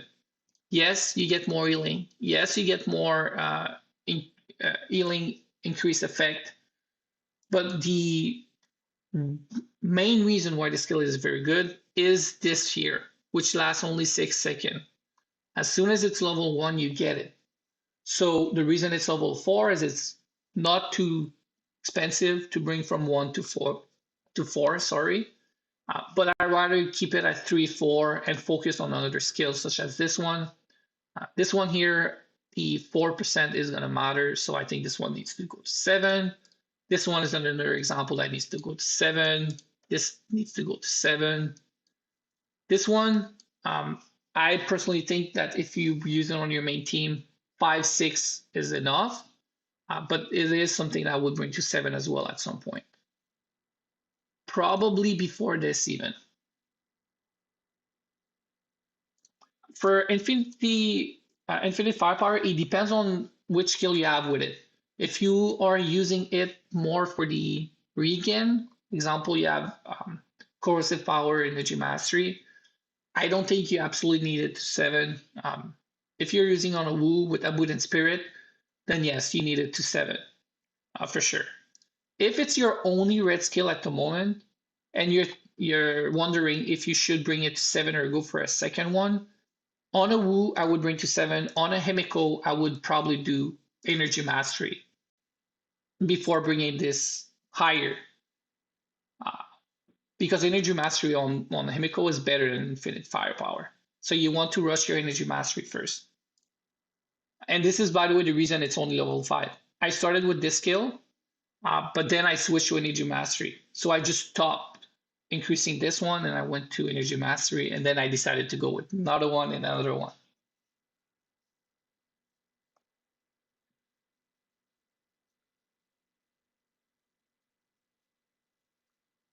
What should you gem every day? Okay, so as a free to play, what you want to gem every day, for sure, the contract builder until you don't need to, or because you're stuck on Ether or Zero Crystal, you definitely want to keep running your three builder all the time. So the 90 gem for extra builder is definitely worth it. Then for gems, what I like to do for sure, whenever you see a good immortal here, you need to spend a gem. Good immortal, if you are a Marlin main, don't do it because Marlin is available for the Soul Crystal. If you see example Alex, I'm not seeing anybody for Crystal that is good right now, but if you see Khan, Alex, Charles, I would definitely do the gems for that for sure. I personally like to gem AP. Now, early game, it depends. If you have all your equipment already maxed out, you don't necessarily need to gem AP all that much. That's early. Anybody that is currently in legendary season for sure should gem their AP. The reason is this here, you need so many pink crystal. You need to do something about it. Like you need to form a lot of gnomes, as you can see. I can upgrade this, but I'm not doing it because I don't have the pink crystal. So legendary season, gemming gem is really good. Early season, it depends on where you are at with your equipment. Other than that, the gold boost can be something that you can do. It's 500. And if you're strongly on gold and your dwellings are high enough, it's something that you can do 500 a day for the gold boost. It's not too bad. I would not do the arena or open arena. The reason is it's not really useful unless you can get maybe to the next chess or you're about to finish the season. We just ended yesterday. You're about to finish the season and you can get to a higher rank, right? Example, you're at 11, you get to 10, you can use a little bit of gem. But as you can see, the difference is not all that much. So be careful. Don't gem too much on arena. Open arena, it's about the same thing. If you end up gemming too much and you don't get to a good level, you're wasting your gem. Here, you definitely want to use some gem here. If I use the right talent, it depends on your level, right? But here I can do 29 free attempt. I will definitely use 5 gem to get to the 30, right? It's only 5 gem and I get this. Now, if I need a resource and I need building speed up, I could go to 40 and it would still be reasonable. I wouldn't go too far, however. SP, if it's for your main team, maybe once or twice, but I wouldn't do SP too much. SP is something that will take a lot of time to max out your boost.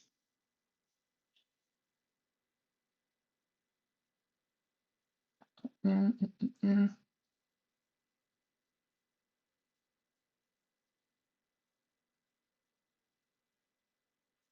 Yes, if you're still very early, I would switch to a Queen Zenobia YSS Alex, especially if you're free to play or even a very low spender. You will get way better result with this March. And what is really important is you're going to be able to max that March way quicker.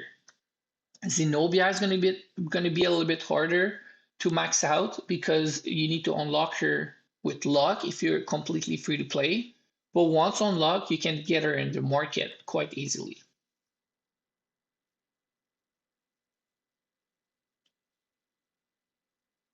Uh, uh, uh, uh.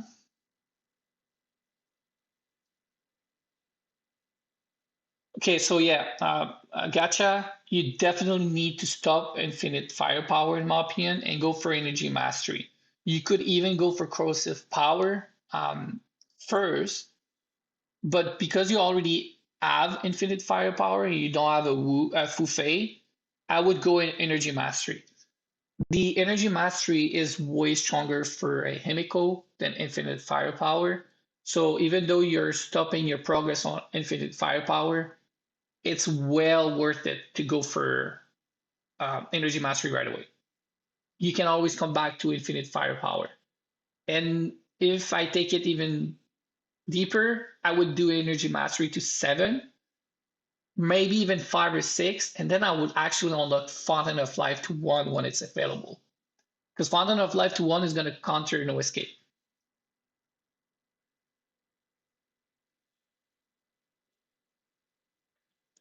I would not use gem on castle upgrade, guys. The reason is you're way better off buying speed ups when they come on sales here, but even that is not worth it. The only, I would say, the only time you want to speed up your building with gems is if you are a really big well and you're fighting in KVK. Otherwise, free to play low spender, do not spend gem on upgrade for your building. I would not even spend gem for upgrade on my research or my dragon. It's not worth it. You have a lot of plays that you can use your gem for more efficiency. At the end of the day, this is going to upgrade, right?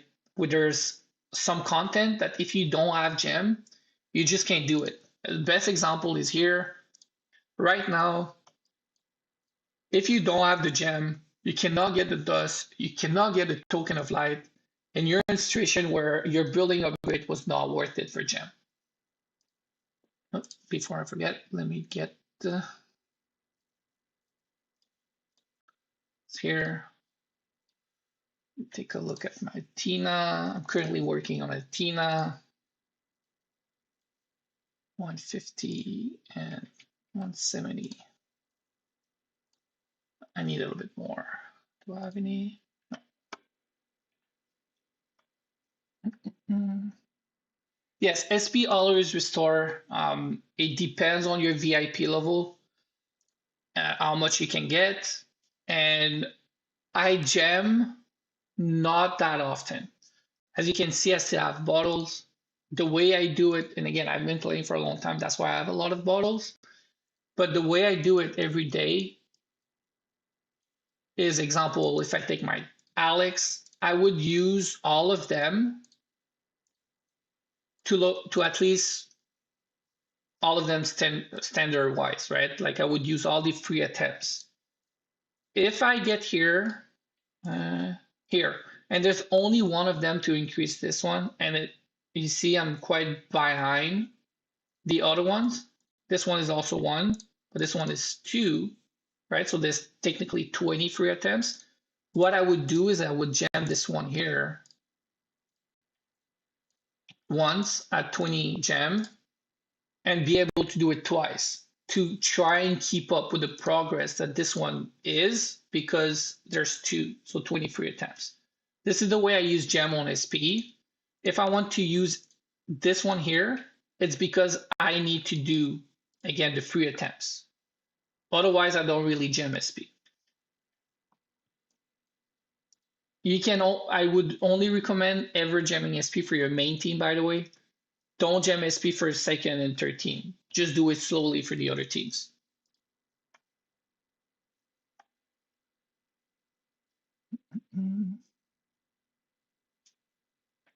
So now, because Rune Factory was reworked a little bit, the best way for Oli and Shadow is actually going to be the seasonal event and Rune Factory.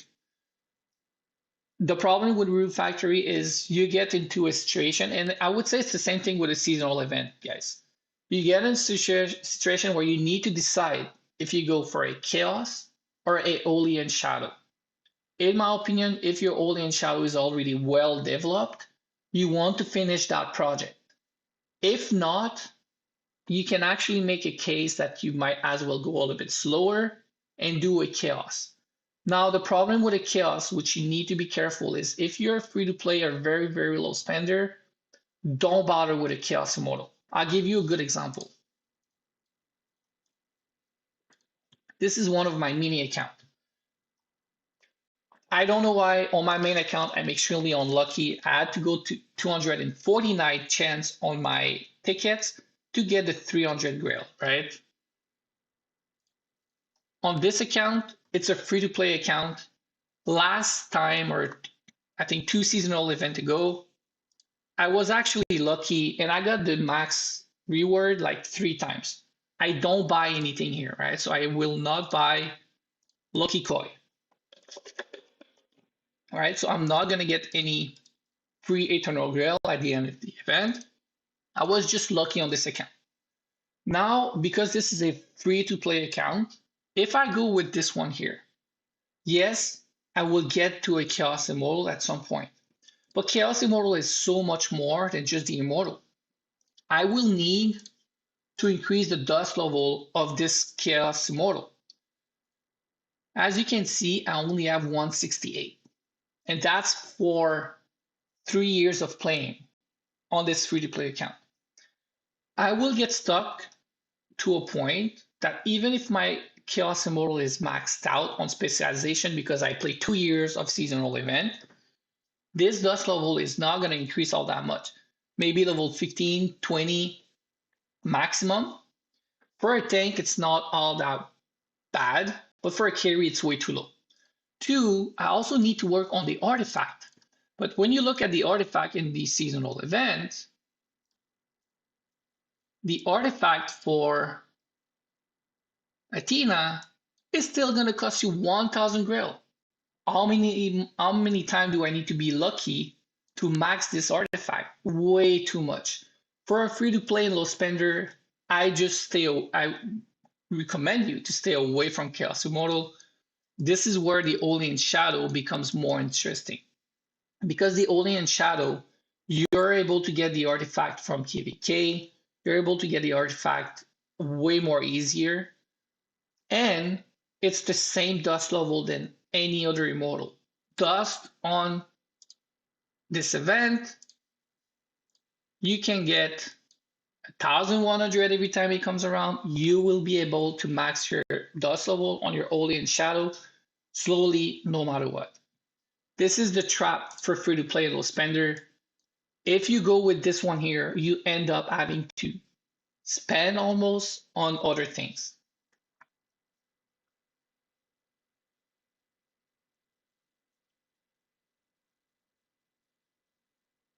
If you mean the artifact, sorry, I was looking at the question and I didn't see artifact. For the artifact, the best way is still going to be Rune Factory. Because if you look here, you can get the Immortal, but you cannot get the artifact. So Rune Factory, and this is not as a free to play, right? This is a low spender, is going to be the way to get it. Because you're going to be able to get the Inferno Insignia, and then you come to this shop here and you can buy the artifact. The other way is going to be KVK, because during KVK you can get points and then you can buy artifact here.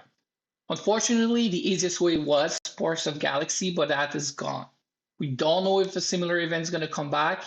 So right now for Olean Shadow artifact, it's not as easy as it used to be. So you need to play Rune Factory or KVK here. This skill is going to be very good once next KVK comes along. What is the gacha? Yes, I would definitely go for AF level 5, leave it there, and then go for Energy Mastery right away.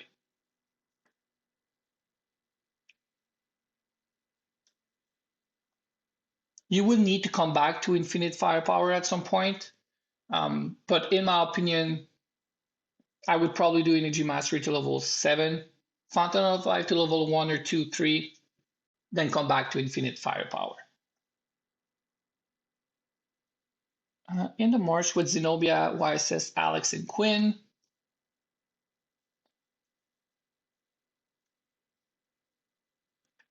I would definitely not change Zenobia with a Cleo.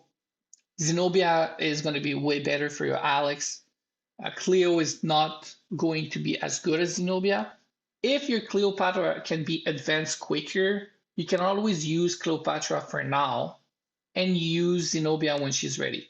The only thing you want to do if you do that is don't invest dust on your Cleopatra. Put more stores into her, put low volt, put equipment. It does not matter. All of that can be resetted, and Cleopatra is a free to play immortal. She's not going to cost you anything, and it's not going to slow your progress as long as you don't put dust onto her.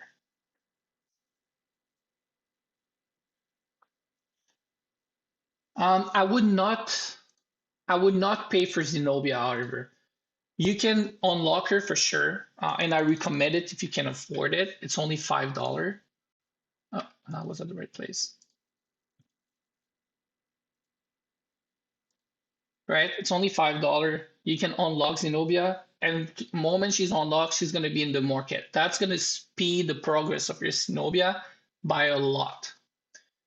But I would not necessarily buy her here if you're a very low spender. If you're a low to mid spender, sure, you can buy her one or twice, $10 and then the $20 if you want. But the truth is, if you're a very low spender, that $20, that $10 and $20 can be placed somewhere else for way better efficiency.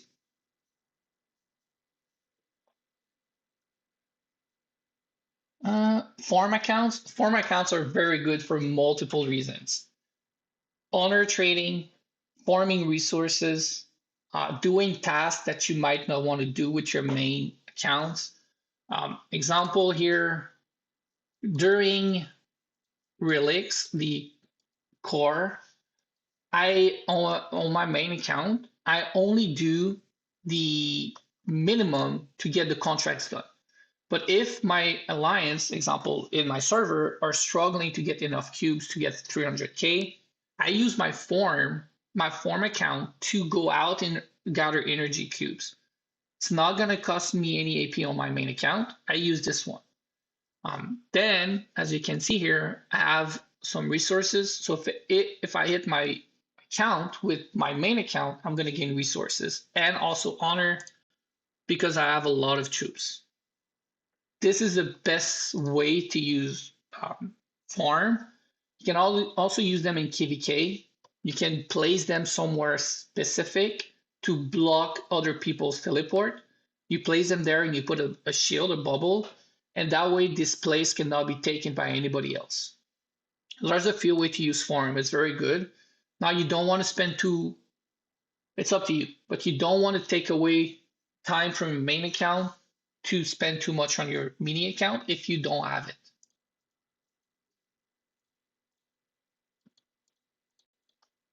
Just give me 1 second. I'm going to send gather out.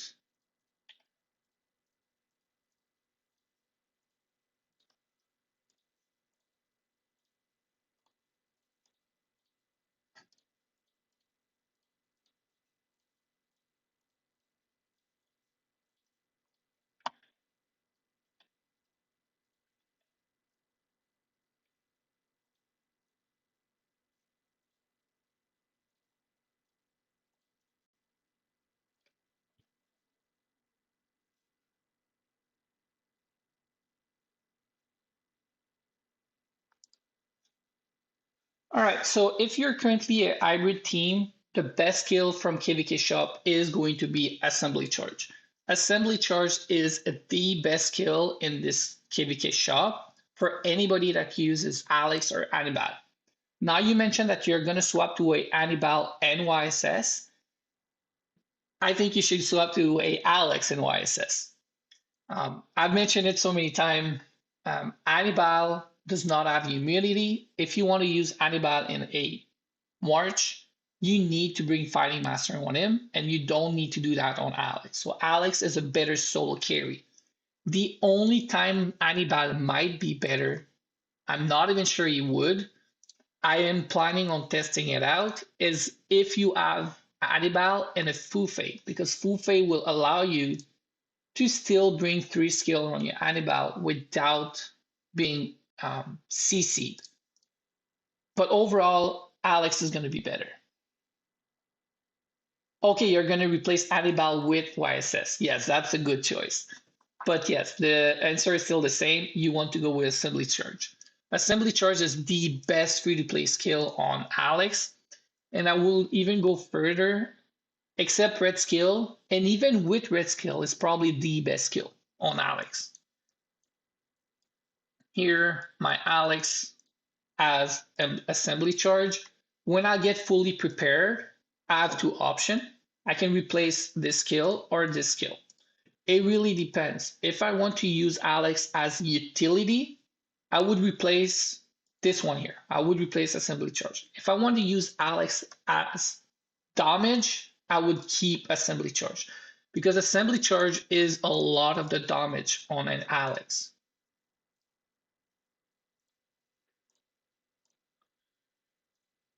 Right here, you see assembly charge did 38% of the damage. A lot of the damage is from assembly charge. Here, this player has cleave and assembly charge. Cleave and assembly charge did the most damage within these two. Cleave is still very good on Alex, as you can see.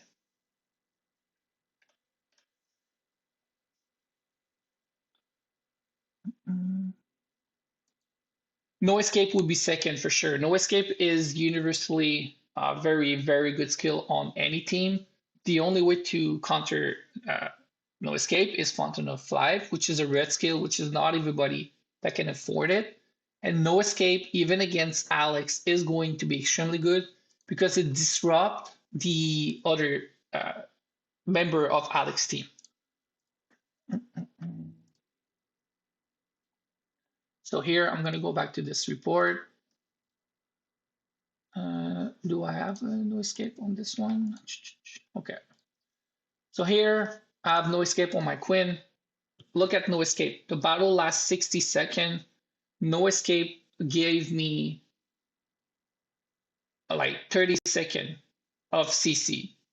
Half of the battle, my No Escape gave me good value. The enemy probably has No Escape as well. Oh, he doesn't have No Escape. So this is probably one of the main reasons why I was able to win quite easily because this team is very strong. The skills that we have are quite similar. Now he's running a can instead, and his can dust level is a little bit too low to carry, but he still has good skills, good dust level on the other models, and No Escape is definitely one of the main reasons. I don't know if it's because currently he has it on another team, so he has his on Quinn. Blocky often changes the main march. Sometimes Quinn is here. And I also know that he is limiting his power. We are migrating soon. So that might be another reason why he doesn't have his No Escape on his main team. But No Escape is definitely one of the best skill. You want to use it.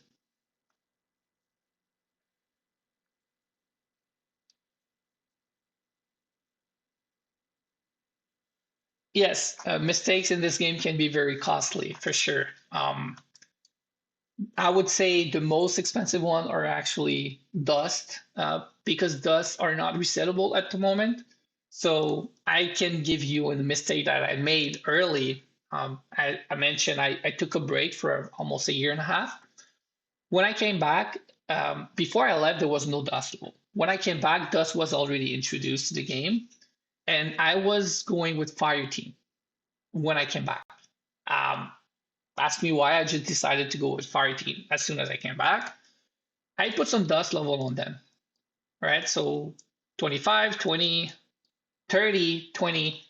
I don't use my fire team almost at all. I use them for farming, for siege, but I don't use them in arena in my setup. I don't use them in TOS even. I don't use Cyrus at all, at all, at all. So I wasted that dust level. Now maybe at some point I'm going to be able to get them back if we can reset it. But dust level is something you have to be very careful about.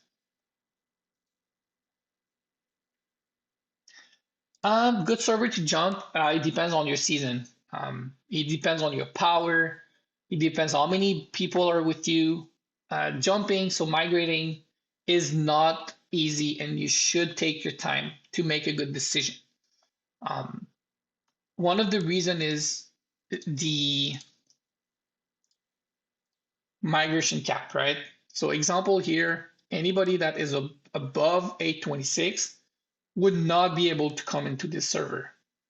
If you have a group of player, example, 5 player that are above this here, and the server does not have open slots for you, basically the server, even if it's a good server, is now impossible for your group. You don't want to split your group. You would need to wait a full season of KVK before this resets. Migration is very limiting.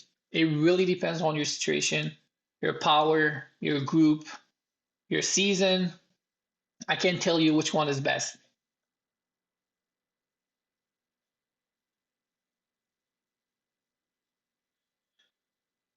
So Hippo, the reason you see her a lot is because she's quite decent when it comes to her utility. You see here the energy reduction.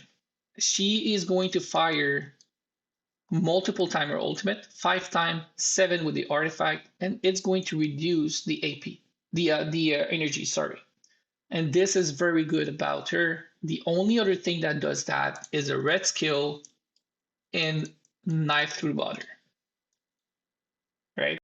So this is why Hippo is quite used. She's also free to play. She's also available in the core relic shop. So she's very easy to max out. Now, the reason I am not a fan about her is she is too brittle. She will get melted by a frontliner that hits person in front of her. So Alex, Hannibal, um, Kublai, anybody that hits whoever is in front of them is going to melt through a hippo.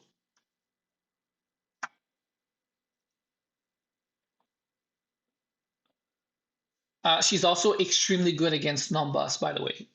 Because this is going to fire all on the same target, there's only one. Hippo is very good against non-boss.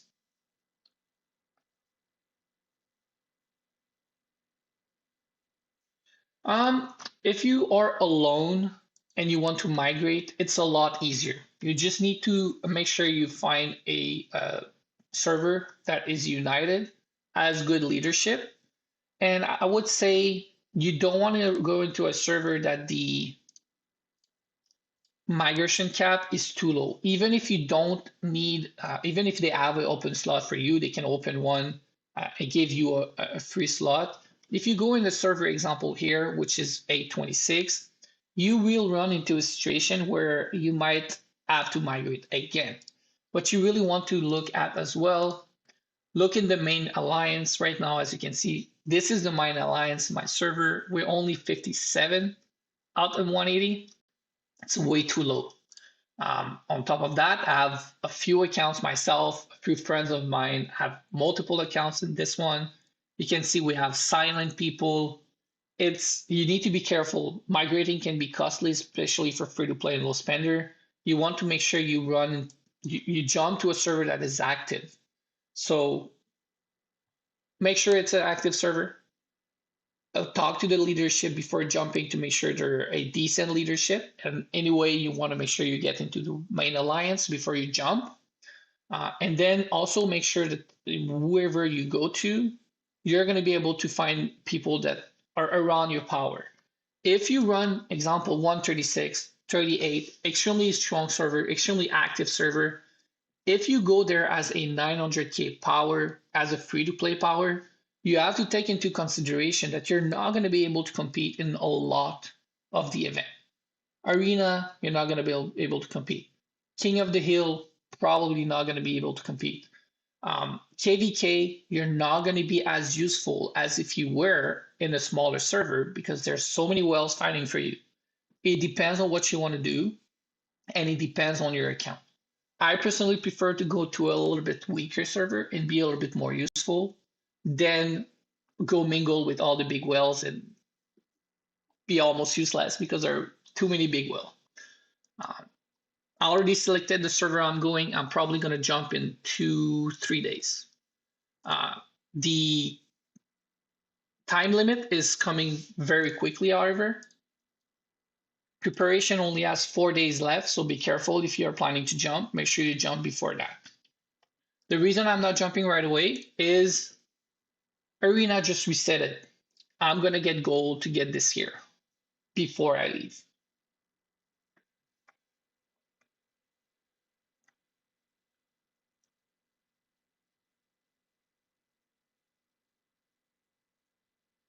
In Conquest, I can't really give you that information.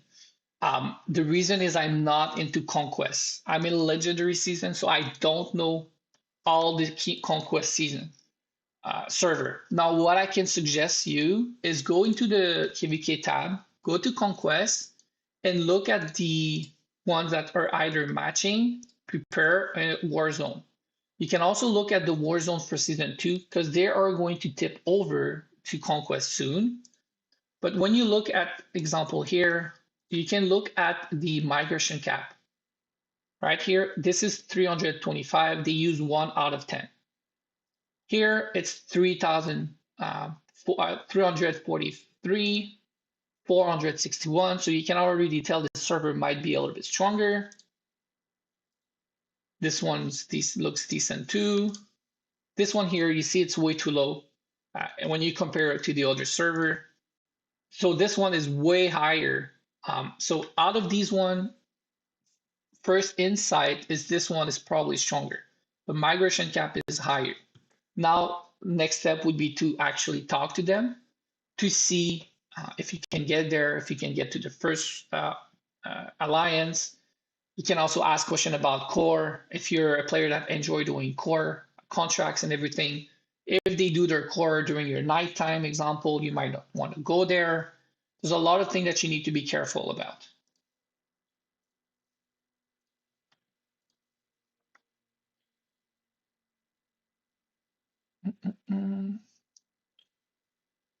For legendary season, there's a lot of good servers 73, 56, 38, 136, 231 are all big whale server. But for me, a little bit too strong. I'd rather go to somewhere else. I'm probably planning to go to 277 at the moment. 277. On my main account, I spend on the battle pass. Here, this one is already unlocked. Oops, here. I will buy this one soon as well. Right now, I haven't unlocked it, but I will unlock it for sure. I buy the golden path every time it's online because I am going to get this here, and it requires me to buy it because they're expensive. Then I also buy, at least for now, every day I buy this one here. I'll have to buy it today. It's only 30 days, but it's worth it. It's going to get me more books. And as you can see, I'm currently working on Tina, but only have 600 books. So I need to keep on generating as many books as I can. And then the other thing that I'm going to spend on is the Divine coins. So the GT arcade bundles for these coins here.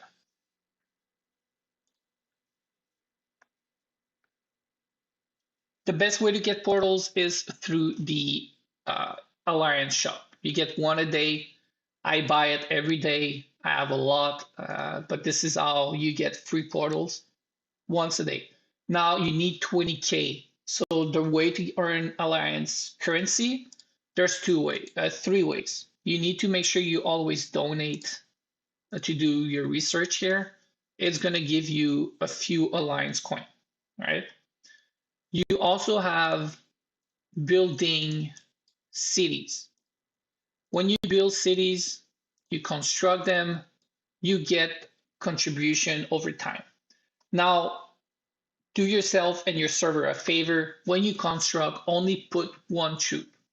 The reason is simple. You get as much coins, as many coins as you would if you put a full march, but the time that it takes is not going to max out the city. As you can see, to bring this level, the city to from 19 to 20, it's going to take years. But if I put full march into this, it's probably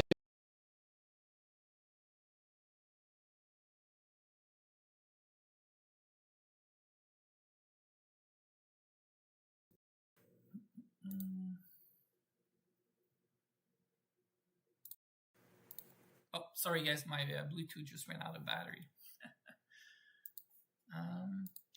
Yeah, I'm gonna continue the stream for a few more minutes, but it's already been 2 hours, guys. So if you have more questions, ask now. Can you guys hear me now? Yeah, I think you can. Oh.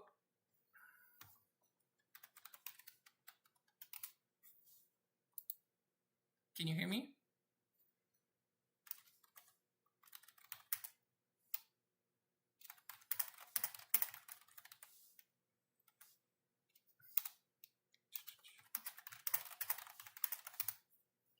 All right, sorry. Yeah, Bluetooth ran out of battery. Okay, let me put it up a little bit. Right. Is this better, guys? Perfect. Yeah. So, and the other way is going to donate resources during KVK. This is the best way. Just be careful. You need to make sure that your building and research are going before you donate resources to your cities. But donating resources to the cities during KVK is the best and easiest way. Yes, I would like to get a better microphone at some point. I don't know when, but it is something I was planning on.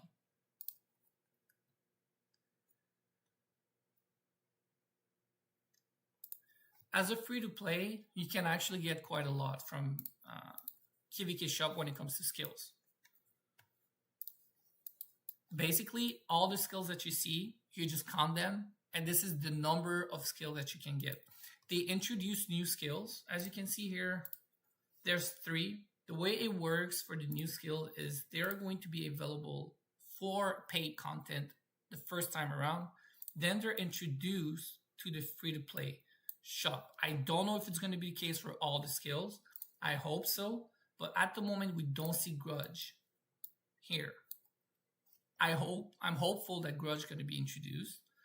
But you can get at least 1, 2, 3, 4, 5, 6, 7, 8, 9, 10, 11, 12 skills. So it's quite a lot, more than enough for your main team. It's going to take you a few KVK for sure as a free-to-play, but you can get there.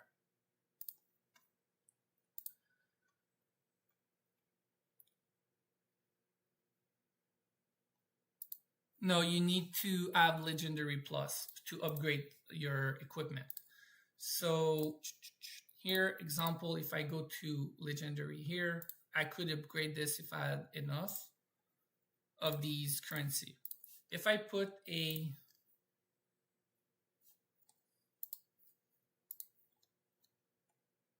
normal gear here and I max it out, let me just remove this one second. Here, I would not be able to, because it's not Legendary Plus.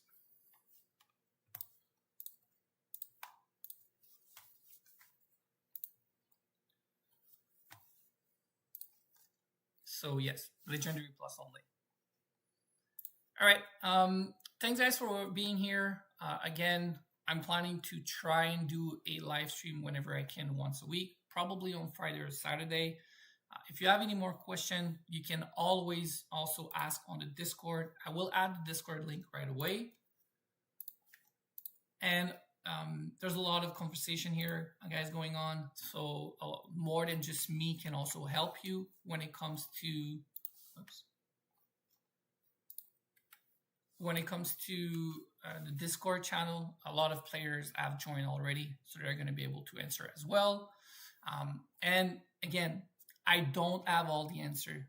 I'm not perfect. So when more than one people can chip in and also offer their own recommendation, we can all try and come to an agreement when it comes to the best recommendation to give out to anybody that is asking. Oh, thanks a lot, John. Really appreciate it. thanks for being here, guys. Again, another good stream. A lot of questions. I didn't have time to do a lot of review when it comes to players review. So next week I will try to do one or two player review when it comes to video. Now there's a few things that we need to be careful, right? When it's always the same March, I cannot do the same content on video all the time. So it's one of the reasons why I do it on stream. But when there's a lot of question, I can handle all of it. But again, I'm gonna do another stream next week as well. Thanks for being here, guys.